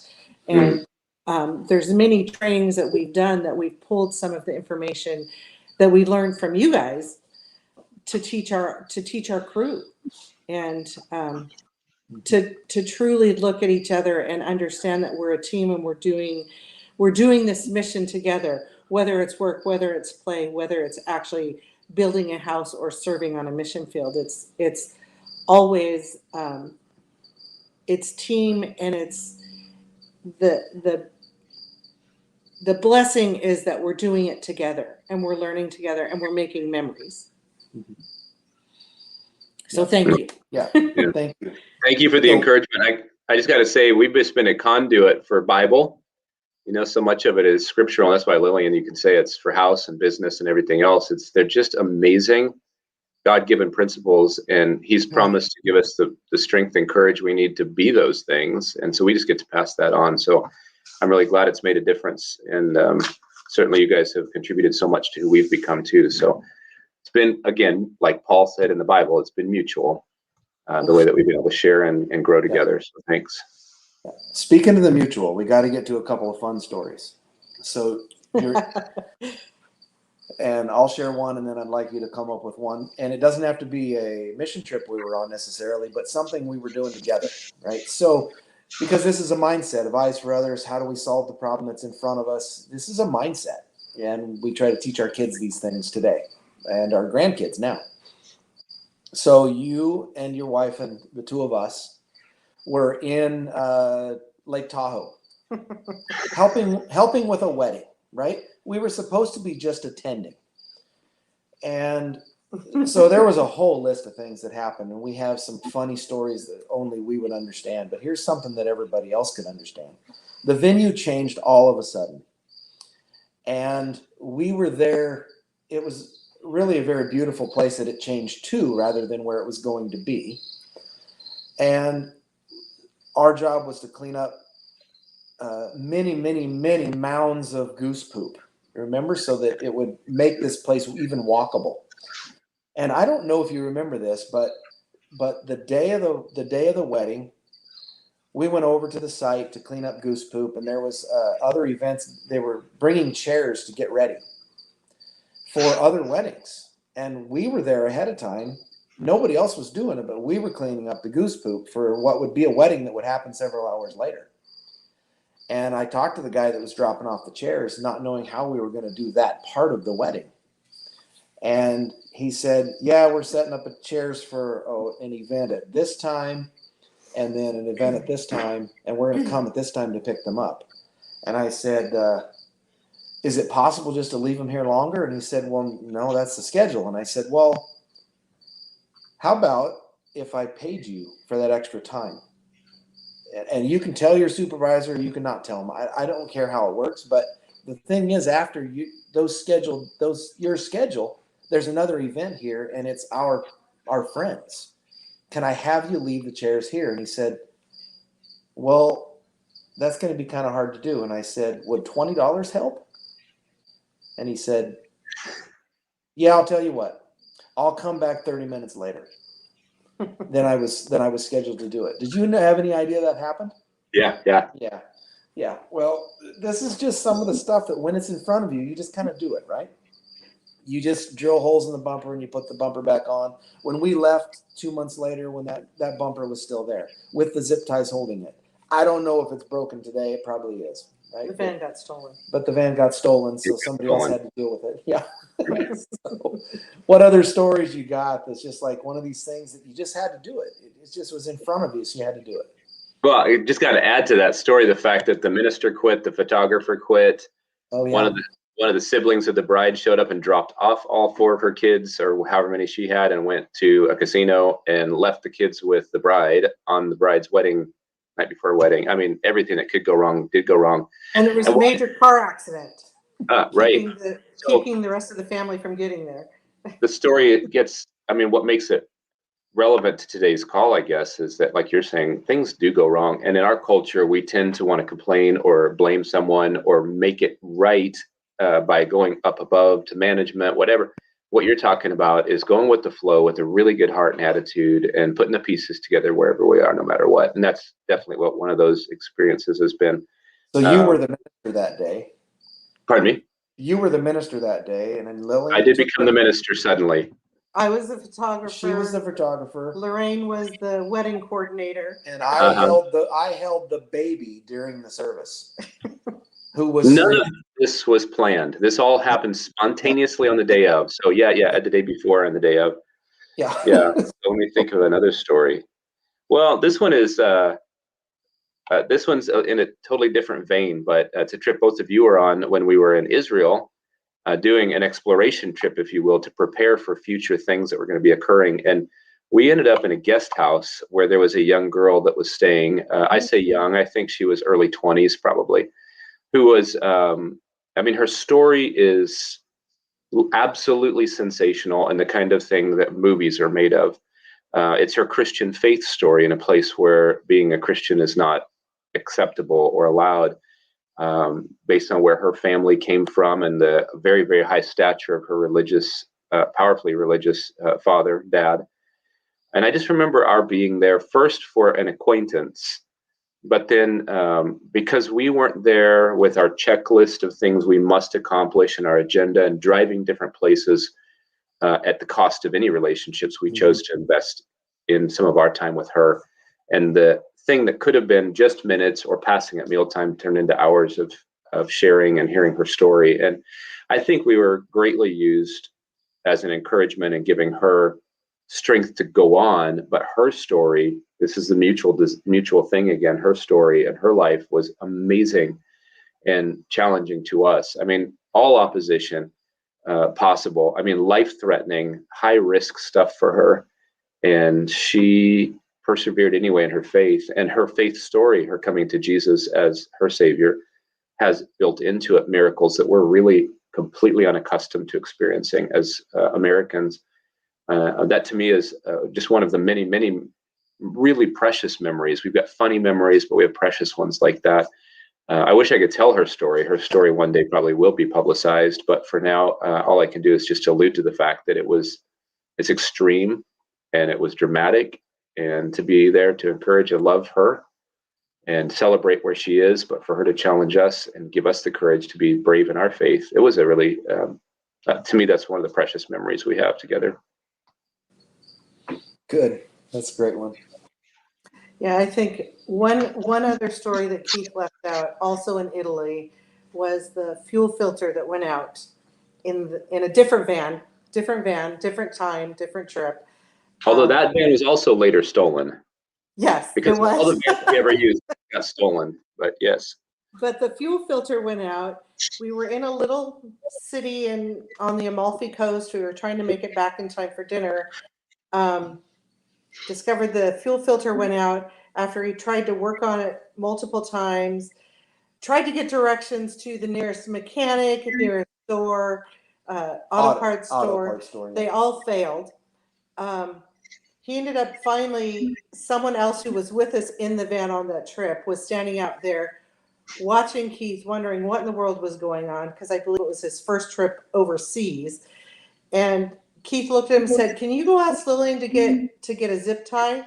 And he looked at me and goes, "Why would she have a zip tie with her? What in the world would make you think this?" Keith's like, "Just go ask." So he came and asked me, and I said, "Oh, what size do you want? Do you want this size or this size?" He's like, "What in the world is going on here? Why do you have zip ties when you're on a vacation?"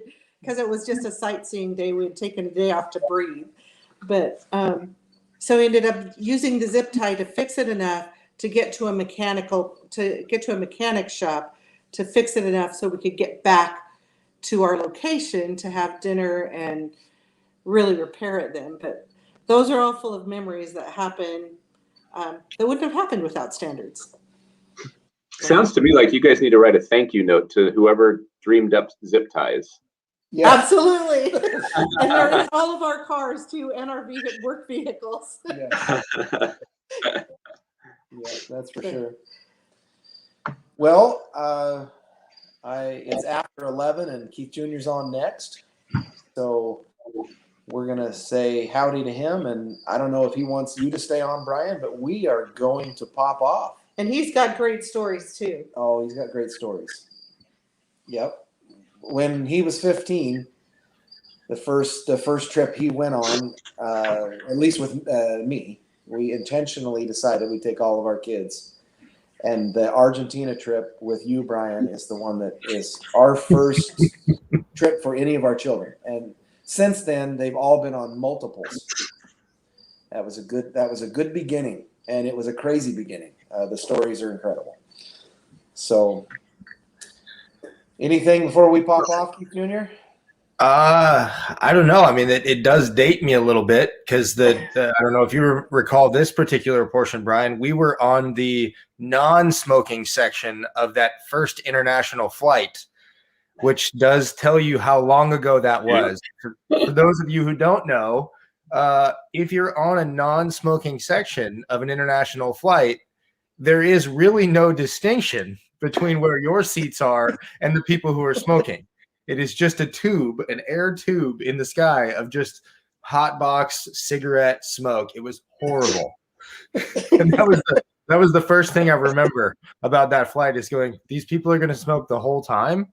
This is terrible. Yeah. Oh, yeah, man. made no sense. Non-smoking. Yeah, I think so just Dab, why don't you tell them about our first experience in Bolivia before we even got to start that trip? Well, it's a little embarrassing, but I'll tell it if you want. Yeah, No, I'm just kidding. You need to tell it from your perspective. I'll tell it how it looked to me like it happened is I had my passport and a book in my bag together, and as we were in Bolivia getting ready to finish our last part of the trip to Argentina, to our location in Argentina, I could not find my passport.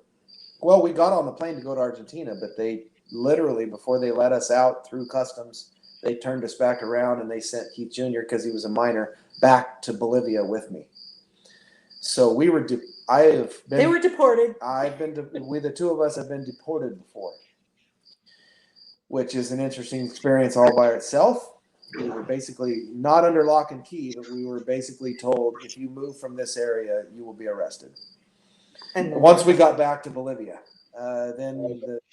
long story short, during the next 12 hours, we were moved to a hotel who overcharged us for everything.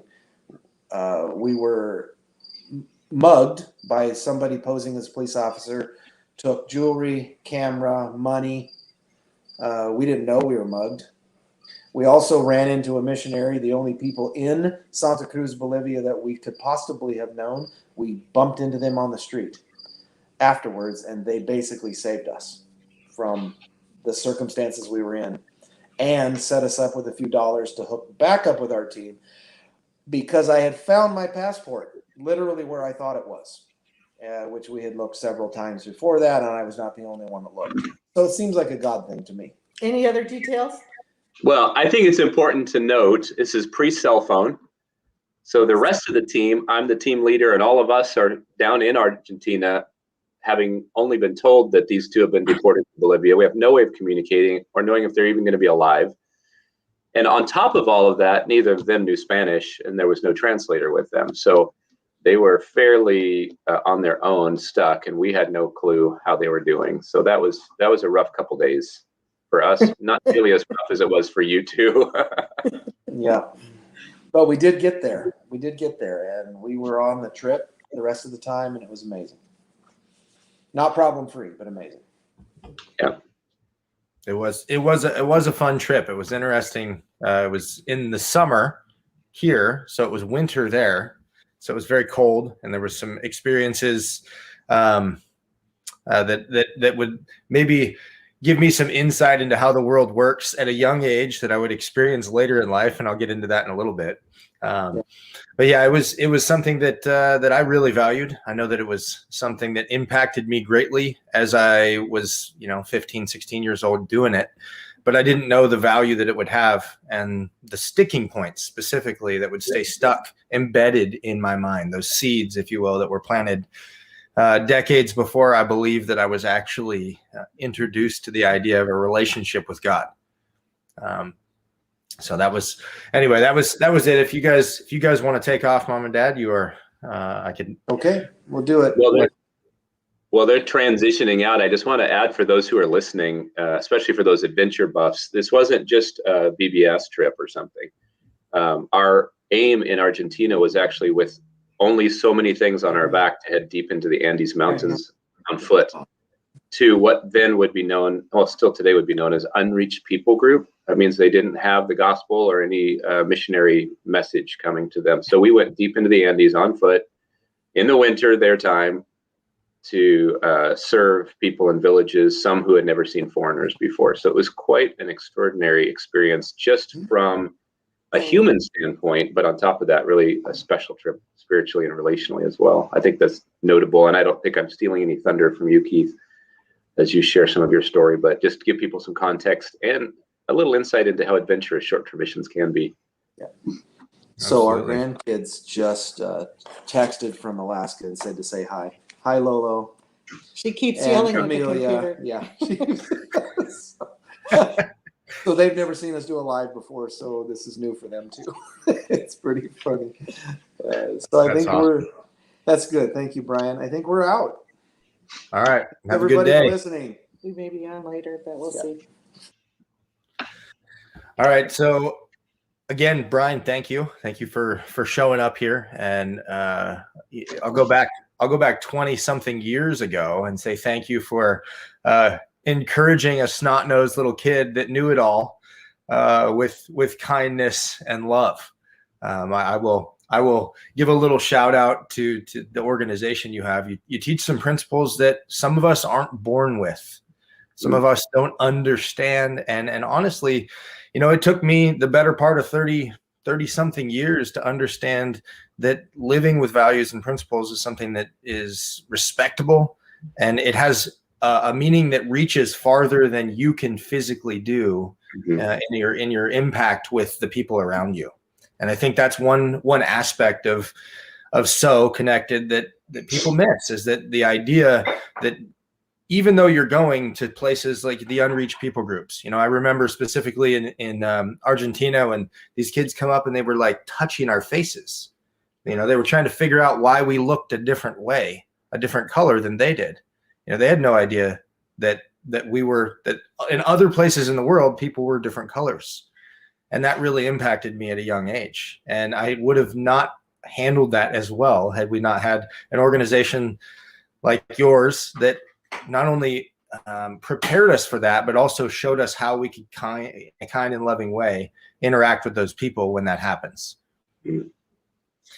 So a few of the things that I just wanted to touch on before we let you go have your day is, why did you start this? I think you've been doing this for longer than I've been alive, but it's always impacted me at why you started doing this. Like, what got you into ministry, and then specifically what's kept you here? Well,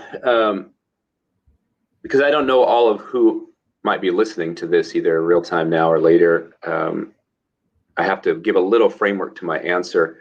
In Christian circles, people talk about a call, especially in Christian service circles, like to be a pastor or a missionary. I was called, and it's hard sometimes to put a finger on what that actually really means. But I would say in 1982, I really sensed in my heart, my head, that it was more than just my own idea or hope to do something. I felt called, like it was expected that I would be involved in this then. And so when the opportunity came to really step through the door of that, I was involved since 1980, 82, et cetera. But in 1985, I got to actually take the helm of all of this.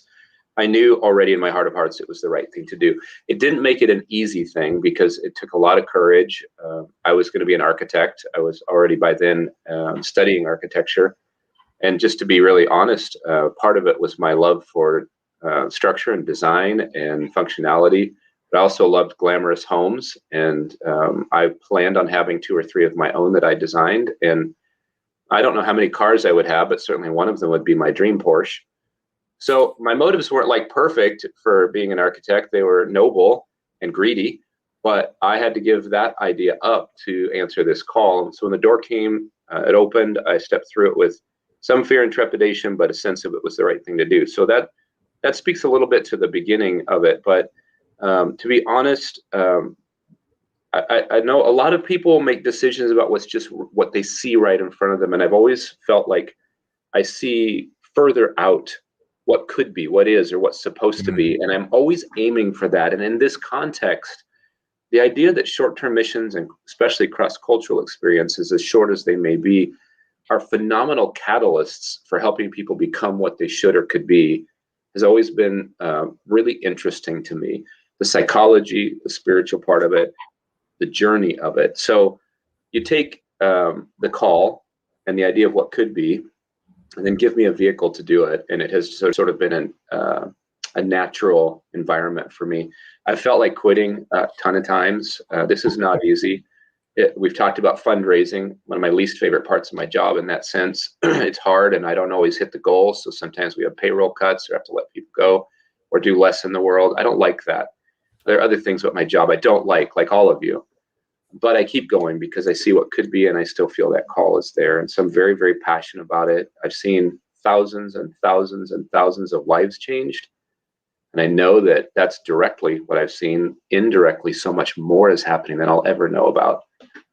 Why wouldn't I do this? You know, I mean, it's pretty exciting. Yeah, that's honestly, I believe one of the reasons why God placed you in my life is to challenge and prepare me for something that would happen decades later. I know that maybe you can speak about this a little. I had very few people who could talk into my life as a kid. Right. I was the kid that walked around just sure of himself. Honestly, I think it was because I was scared that people saw my weakness, because somewhere along the line, I twisted up this idea that vulnerability was a place that people could use as power against me.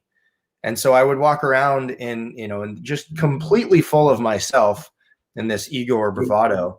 And you were one of those few people, when you just talked about helping people get to where they needed to be, watching their lives transform. You were one of those few people that could get past those gates.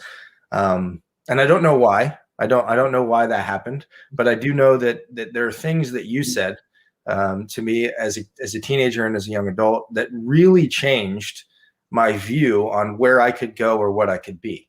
And I think that, in today, I can say thank you for that. I can say, that while your journey hasn't been without pain or struggle, I can say thank you for why you've been doing it. It greatly impacted me.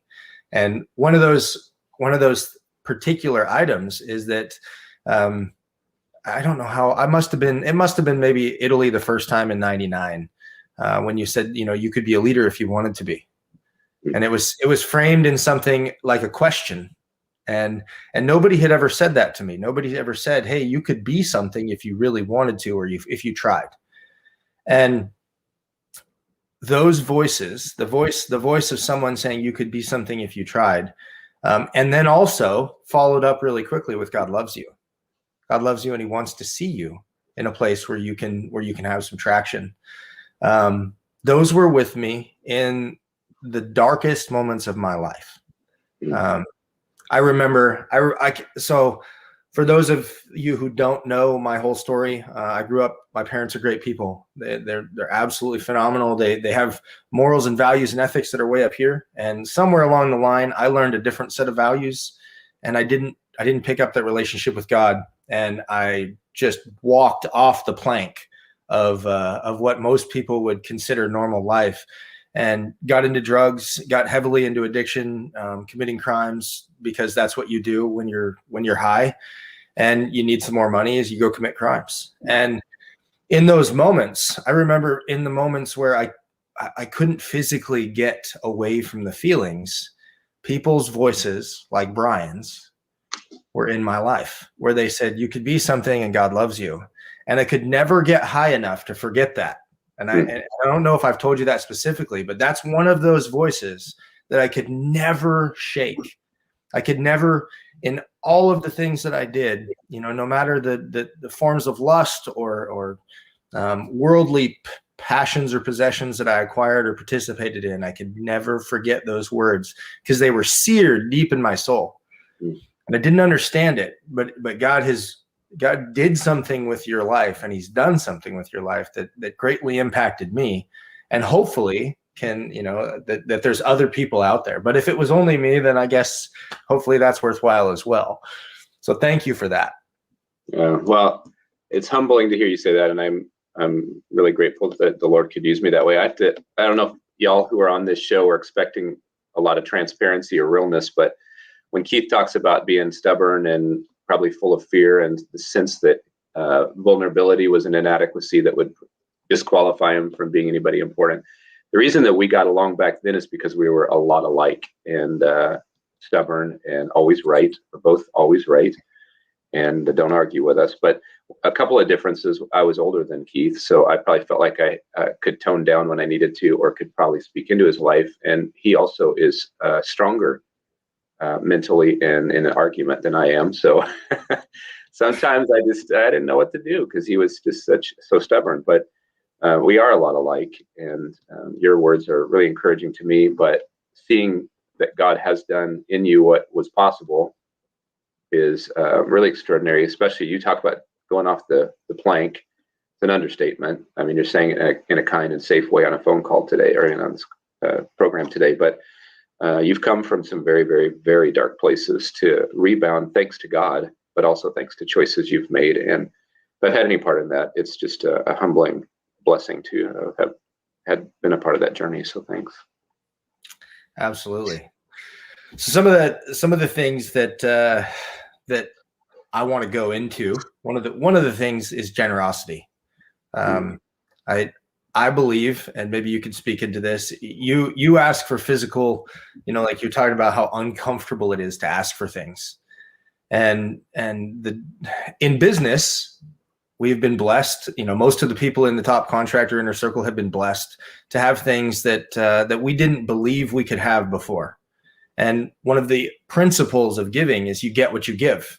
And so if you're not a big giver, then and you don't understand the responsibility that comes with having things, then it's hard for the people above you, whether it's customers or, your boss or God, he doesn't trust you with more. And I think the idea that when you give and you push those boundaries where you go, wow, that was really uncomfortable, it changes you. I think that, you can give time, money, resources, energy. You can give a whole bunch of different things. But in our culture, in the American culture, the one that's like the most taboo to talk about is dollars, right? Because you don't ask people what they make. You don't ask people what they give. You don't ask people. And I think that's maybe a little bit backwards. In other cultures, you see it a little more readily and prevalent. Like, you don't give dollars, you give effort a lot more. That's just the way that it works. But what we have in America that a lot of other people don't is we have the opportunity to transform people's lives and have a legacy that goes farther than maybe people in a third world country could have. And I think that one of the things we get the opportunity to do, and when we partner with a group like So Connected, is we can change the future going forward. Because if I asked you what your passion was, I'm guessing that it isn't fundraising. True. I'm guessing that's what it is. And our job here today is to potentially partner with you guys so that you can focus on things that do make a bigger impact, cast a farther and broader net to maybe speak into people's lives like myself, who, whether or not they know it, they're about to head into a tumultuous season in their life. And it doesn't have to be where you go and do drugs and commit crimes and end up with a whole bunch of mugshots. It could be something, like losing your family, losing your business, or, where the things like are happening in the world, just the political and social mess that we're experiencing today. So I don't have any other questions for you right now. I don't know if you have any other things you'd like to share with us. No, well, I mean, I have 1,000 things I'd share with anybody because I always have something to say. But one of the things that you're reminding me of, I saw an interview with those who had lived to be 100 years old. And there were questions being asked, of course, a variety of them that are some of them entertaining and others. But one of the ones that really impacted me was they asked these men and women, in this case, most of them were men that answered this particular question this way: what do you wish you would have done more of or less of now looking back over the 100 years? And all of them shared that they wish they would have spent more time with the people they love, that they wish they would have given more of themselves and done more for other people and not been worried about making more money or having more stuff. But most of them did that, make more money, have more stuff, because they thought they were doing their loved ones a favor. giving them a better life, a safer life, a more comfortable life, a better future. But it's similar to the orphan thing that I was talking about. We kind of traded what we want most for what we want now, or it's sort of short-sighted. We think we're giving people what they perhaps might benefit most by, but actually giving away the thing they need most. So what I would say, you talk about generosity of time, talents, and treasures. I believe we're wired to give more than get, to share more than store up. And yet our culture has taught us to get and to store up. And it's not fulfilling. So, you know, you say one of my least favorite parts of my job probably is fundraising. It's true, because it's grueling and because a lot of people don't get giving.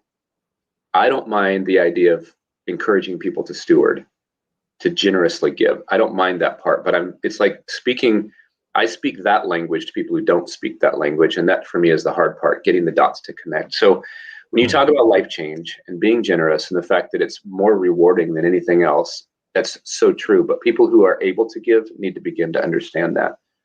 And I think to come full circle to the kind of one of the topics of our reason for this show today is the idea of funding So Connected. In a sense, we're asking for contributions to make So Connected possible, because if So Connected is possible, as Lillian was already saying, it frees me up to not be in this fundraising mode, but I can talk about generosity and do other ministry stuff more. And it's a tool. This is the really cool part. It's a tool that helps people be generous. It becomes a platform to talk about generosity that's not asking for money from me, us, but channeling money from people to causes. And that I can get behind. I don't mind that kind of fundraising as much as it's hard to talk fundraising for me and us. So I think generosity is how we're wired. I think we should do more of it. And there's greater blessing. There's a multitude of good motivations behind being generous. The more generous and off balance we are, usually the more fulfilling it is. You fund So Connected, it makes more of that possible and gets me out of the fundraising mode on the hard part of it and into more of the energizing part of it. So I don't know if that kind of brings some things full circle, but that's one thing I would share. Don't be 100 years old someday and say, I wish I would have given more or spent more time with my people. And be generous with who you are and what you got. Yeah, I would get behind that statement 100%. I think that I got some other things to say, but I don't have any other questions for you right now. If you've been on here for a long time. So I will say goodbye to you for now, and I'm going to go and just go on a little monologue here for a few minutes, and then I'll probably invite the other Brian on in a few minutes. So okay. Thanks for jumping on with us, Brian. When you're ready for me to come back on. All right. Hey guys, so a couple of things while I'm here. I believe that you get what you give. If you can't give your time, time, treasures, and resources, like he said, then it's really hard to ask people around you to do the same thing. And what I've realized over the last couple of years, especially since I went into the pit of darkness, is that when you help other people, it becomes far more fulfilling and gratifying when you finally get to see the light come on in other people's eyes. That's the real treasure in life. Being a leader is something that is a gift, but it's also something, that you can't shirk the responsibility of. Understanding what we have the opportunity to do here today means that sometimes we do have to give a little bit extra. We have to dig a little deeper. And I know for me, digging a little deeper at the beginning, and it's a progression. Digging a little deeper for me at the beginning was, honestly, it looked something like following the law. I tell people that on a regular basis when they say, well, what was the first transformational idea that got you sober? And it was simply to follow the law. That was the first spiritual principle that I learned. And in leadership, taking that stair step up, going from where you are to where you want to be, you have to build these little benchmarks, little goals in. And I think that partnering with people like this leaves a legacy for those of us in the inner circle group, and just specifically each of us in our personal lives, that allows us to have a legacy that reaches more people than we could impact on our own. So if you have the ability to take a look at where you're at financially, and I'll specifically ask, give some money. How much, people talk about all the time, what does it cost for Starbucks a month? A lot. I spend a lot of money at coffee shops every month. I know a lot of people do. It doesn't mean you have to give it up, but I do have extra resources. And it's important to me that I do things with those resources that are going to have a lasting impact in this world. And I would encourage you to take a look at the things you have and to challenge yourself to say, is something that I'm doing worthwhile, or could it be worthwhile if I just reached a little farther and did a little more? Do that. Ed Milet says, what's one more? One more. He talks about the one more principle in working out. And then the one more principle, like, what if I had one more conversation with my father who's no longer here? What if I had one more conversation with that relative that passed away? Those are the things that leave a lasting legacy in this world. And I'm challenging you guys to take a really good long look at what you're leaving an impact with and a legacy with in your life, and see if it's something that you want to challenge and make bigger.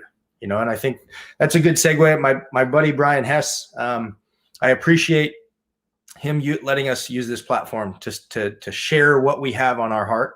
And I think that this particular group of people, the inner circle, we have an obligation and a responsibility to start changing the world one place at a time. And we can start doing that individually, but also corporately as a group. And I think this is one of those ways. So welcome, Brian. How you doing, buddy? I'm good, man. I'm good. We're in the home stretch here. We are.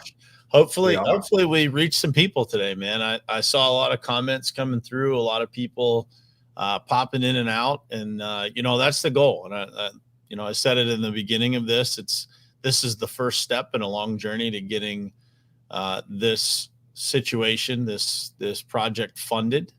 And that, you said it best, man. It's like, when you have success in your life, when you are blessed with things, it is not an option, but a responsibility for us to pay it forward, and for us to not just donate money, but to be the voice that needs to be there. And that's why we showed up here today to do this. And, hopefully we inspired some people to give, to think about their giving in their own lives differently, not just this project, but everywhere. And I think that, everybody shared such great stuff, man. The stories that were shared today were great, man. Just entertaining and, it's just good to see people have that perspective in their lives to give. And, your story, man, I mean, what a great example. If nobody was there to give you love, to give you time, I mean, all of us, right? But to hear it, from you, and to talk about how Brian had such an impact on your life. That's what this is all about. It's enabling that to happen thousands and thousands and thousands of times over and over again. And what does it take to do that? A couple dollars. That's it. Couple dollars. Yeah. So I alluded to a story that's pretty good. That's at the end of our Argentina story. So we go backpack through the Andes Mountains, and we get back to this little town, and we're supposed to take a bus through an overnight bus in Argentina. And for those of you who haven't taken a bus in the third world country, there are not seats or tickets that match a seat or ticket. They just put as many people on a bus as you can physically get. So we get on a bus and we go through the night, and I end up on the stairwell. So Brian and my dad are in the very back of the bus where it's about 100 degrees. I'm on the stairwell shivering because we're in the Andes Mountains and it's winter. And I finally get a seat in the morning. We stop at the border, and I noticed that these girls that I was sitting next to on the stairwell, they don't end up getting back on the bus. And this is this border town, and and there's nothing there. Like, we go through into Bolivia and then back into Argentina. And the theory is that they were left there in payment for what you're about to hear about. So we go through this border crossing, we get off the bus, and we get back on the bus after we go through this building in the middle of nowhere. We get to Jujuy, Argentina, and this guy goes from the back of the bus to the front of the bus, telling everybody to get up. And he pulls kilos of cocaine out from underneath every seat on the bus.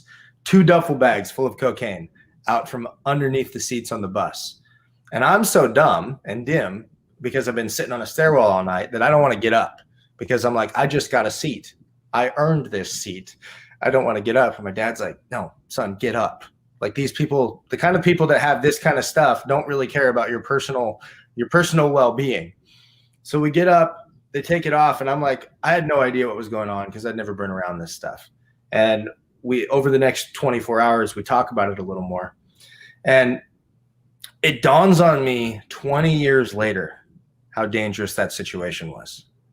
Because the things that I was involved with in my life, now we're not talking about hundreds of kilos of cocaine. We're talking about just a little tiny bag of drugs and the insanity that goes with what people will do for that little tiny amount, let alone like a life-changing dollar figure. It was mind-blowing. It was just one of those things that I'm like, how in the world how in the world was I there? And I didn't notice that thing. And then it just happened in front of me. Just some of the crazy stuff.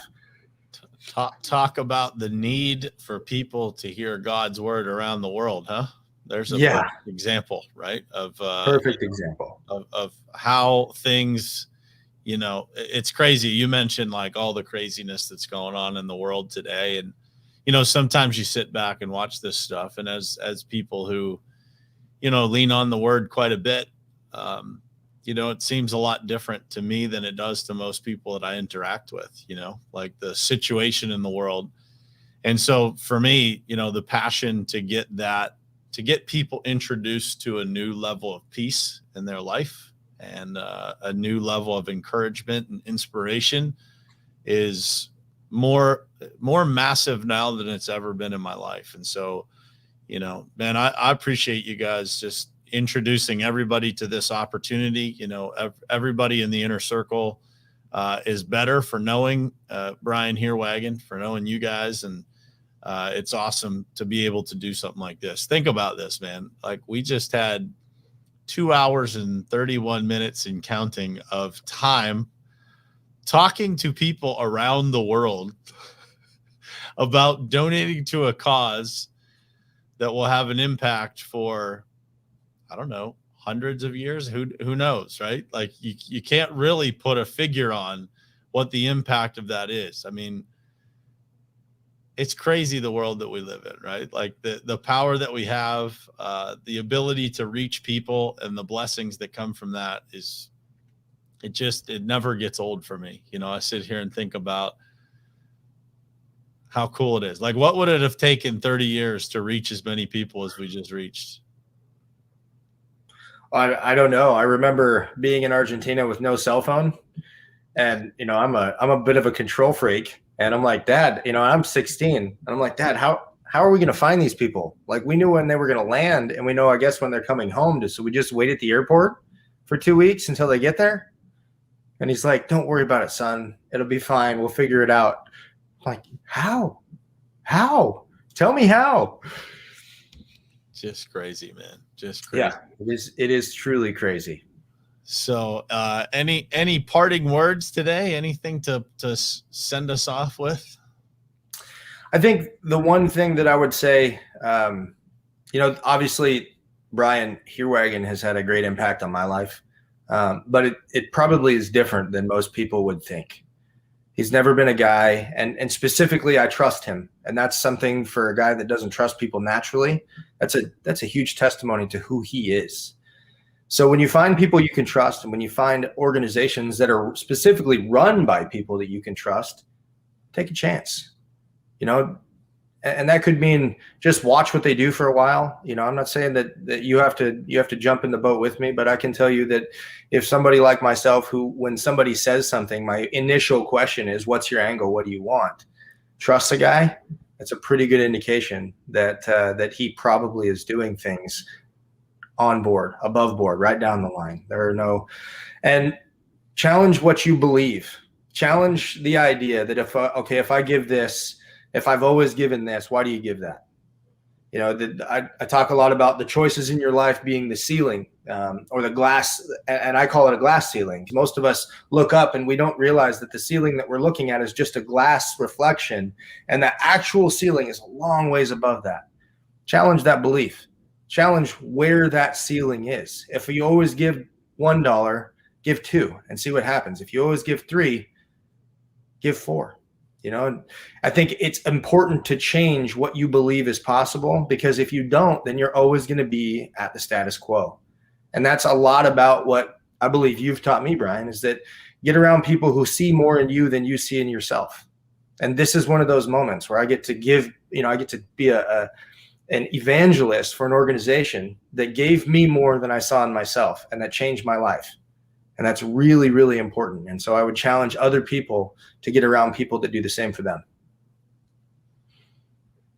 There you Look go. at that. There you go. We're racking it up, man. We're probably mid 30,000 range here by the end of this, which is pretty incredible, right? I mean, to have people that will come together and donate like that. And as I said to you offline in a text, I said, man, we'll just talk about it every day until we get there, right? It's not a matter of if, but when we're able to deliver on the $150,000 goal.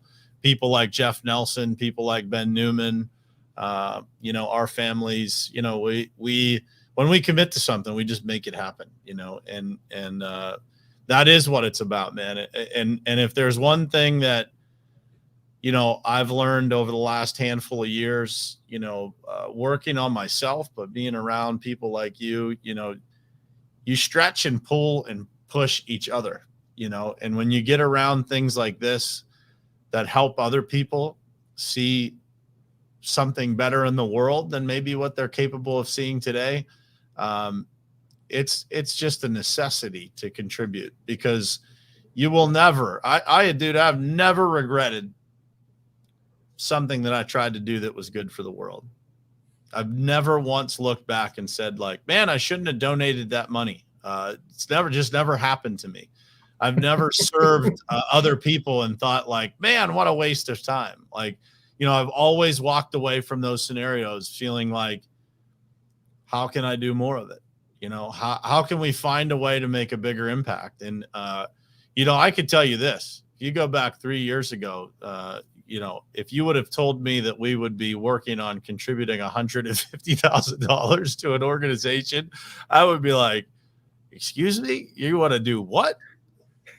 But that is what growth is all about, man. And that's what, being around people who are all about helping and all about paying it forward. And really realize that, these contributions sometimes that we make that stretch us a little bit, man, they actually introduce us to the next version of ourselves, because we find a higher gear in order to be able to do more, to give more, to replace what we just gave. And man, I can tell you this, the last time that I made a sizable donation, I shared this with you the other day, within 60 days, it was returned to me 43 times over. And so to me, it was like, that was God's way of saying, like, okay, let's see what you do with this. And so, for me, the reason that I want to do this, the reason why we wanted to do this live stream is it would be very easy for us, like we talked before we got on here, be much easier for us to just find a way to write the check. The reason that we encourage other people to do it is because we want to build a group of people that experience that same feeling, and that can be part of this. It can be part of the mission and can actually feel like they played a part in changing the world in some major way, that really impacts people, and when I watch videos, I've never been on a mission trip. It's one of the things that's on my list. But when I see the videos of people that go and serve in those countries that aren't like this one, and I see the looks on those children's faces, I want to do anything that I can right now to be able to make an impact in any way that I can, because, there are people all around the world that aren't as fortunate as we are to live in this country and to have the things that we have, to wake up to clean water, to, have any sort of financial resources to be able to do the things that we do. And so I just feel, called to be able to do stuff like this, to be able to, make some crazy commitment of $150,000 and work as hard as we have to work to be able to make it happen. And so I appreciate, again, man, you and your family introducing us to this opportunity, being part of my life, showing me a better path, with regard to faith and missions and things like that. And man, I'm just honored to be a part of it. And I look forward to being able to check the box that we somehow found a way to tackle this 150 grand. Absolutely. We'll see if my mom's still on here. I think we'll invite her on real quick and see if she has anything that she wants to say before we end this. She's muted. She's telling the grandkids to be quiet. Other people came in as you were talking to me. But I think one of the things, as we started our hour out and talked about the impact that receiving the rent money when Keith was burned, and that, in America, it's really kind of nothing compared to what other countries, other organizations, Hurricane Katrina, the Haiti earthquake, the gift that it is when you receive it, there's just not even words to say thanks. And this if you've ever received anything, you're speechless in what and that's where Standards of Excellence is in trying to get so connected off the ground. Is what we're doing is honestly priceless for an organization, because it takes a big effort in it. And we could, if we really wanted to, steal everyone's blessings and find a way to write the checks ourselves. But we don't. We want to share those blessings. We want to not just change other people's lives that are around the world. We want to change those that are in the inner circle, those that are contractors, those that are local, that don't know how or have a capacity or a way or knowledge of how to be a part of it. And this is an easy way. And it's not just coming up, I'm going to pull this out of my savings. Commit to a certain amount. Give a certain amount a month, because part of it is just being committed to giving that sum. You don't have to give a lump sum. Because honestly, when you're reminded every month that you're part of this, there's something that changes inside of you that starts changing how you think and what you do, and helps you truly start living with eyes for others, that you're not just about the nice cars and the nice houses and all those things, because the truth is you will be blessed with those. Just like Brian just said, the fact that when you learn how to give selflessly, that's when you start receiving in abundance, because you did it with the right heart. You did it with giving till it hurts in some ways. But the gift of giving it's not an easily learned lesson. We want to say, oh, well, I gave $5 to the guy standing on the corner to get something to eat. Well, the truth is he probably isn't going to use it for something to eat. And that's not really giving. That's yeah, you saw someone in need and you handed him something, but it didn't really impact his life. You met a physical need, but personally, it didn't change him. Not unless you had a conversation with him, not unless you really spent time with him, because what people want, we were made for relationships. God made us in his image, and his image is he wants a relationship with each of us. And that's what people want, and people around the world. In all those trips that we did, it was about relationships. It was about spending time with them, whether we were pouring cement, moving blocks, doing a VBS, standing in the creek with people. It was all about spending time and getting to know them and really hearing their heart, because what is it, Keith Jr., that Ben Newman was saying? People want to be seen, heard, and what's the third one? Helping out. Valued. And valued. And that's or significant. That's Seen, heard, and significant. There we go. And that's what Standards of Excellence is about. And that's what they're trying to do. And not just to enable themselves, because the cool thing about So Connected is, yes, it's benefiting standards of excellence, but they want to make it available to all organizations to be able to donate through. So it's not just a single organization, it's way bigger than just a single organization. It makes it available to thousands out there. And it's just assisting them in functioning with that. Yeah, and I want to make sure we're going to bring Brian back on here for a second to finish us off here. But I just want to make sure that everybody knows that, there's a couple different ways to give. You can give today, which a lot of people did. We're probably in the mid $30,000 range, somewhere in there. You've got the ability to mail in a check, which I put in the comments, so you guys can see the address that you can mail it into. You can also email a pledge or just contact one of us and make a pledge, and we can put you in contact with Brian. I've listed Brian's email address in the comments as well.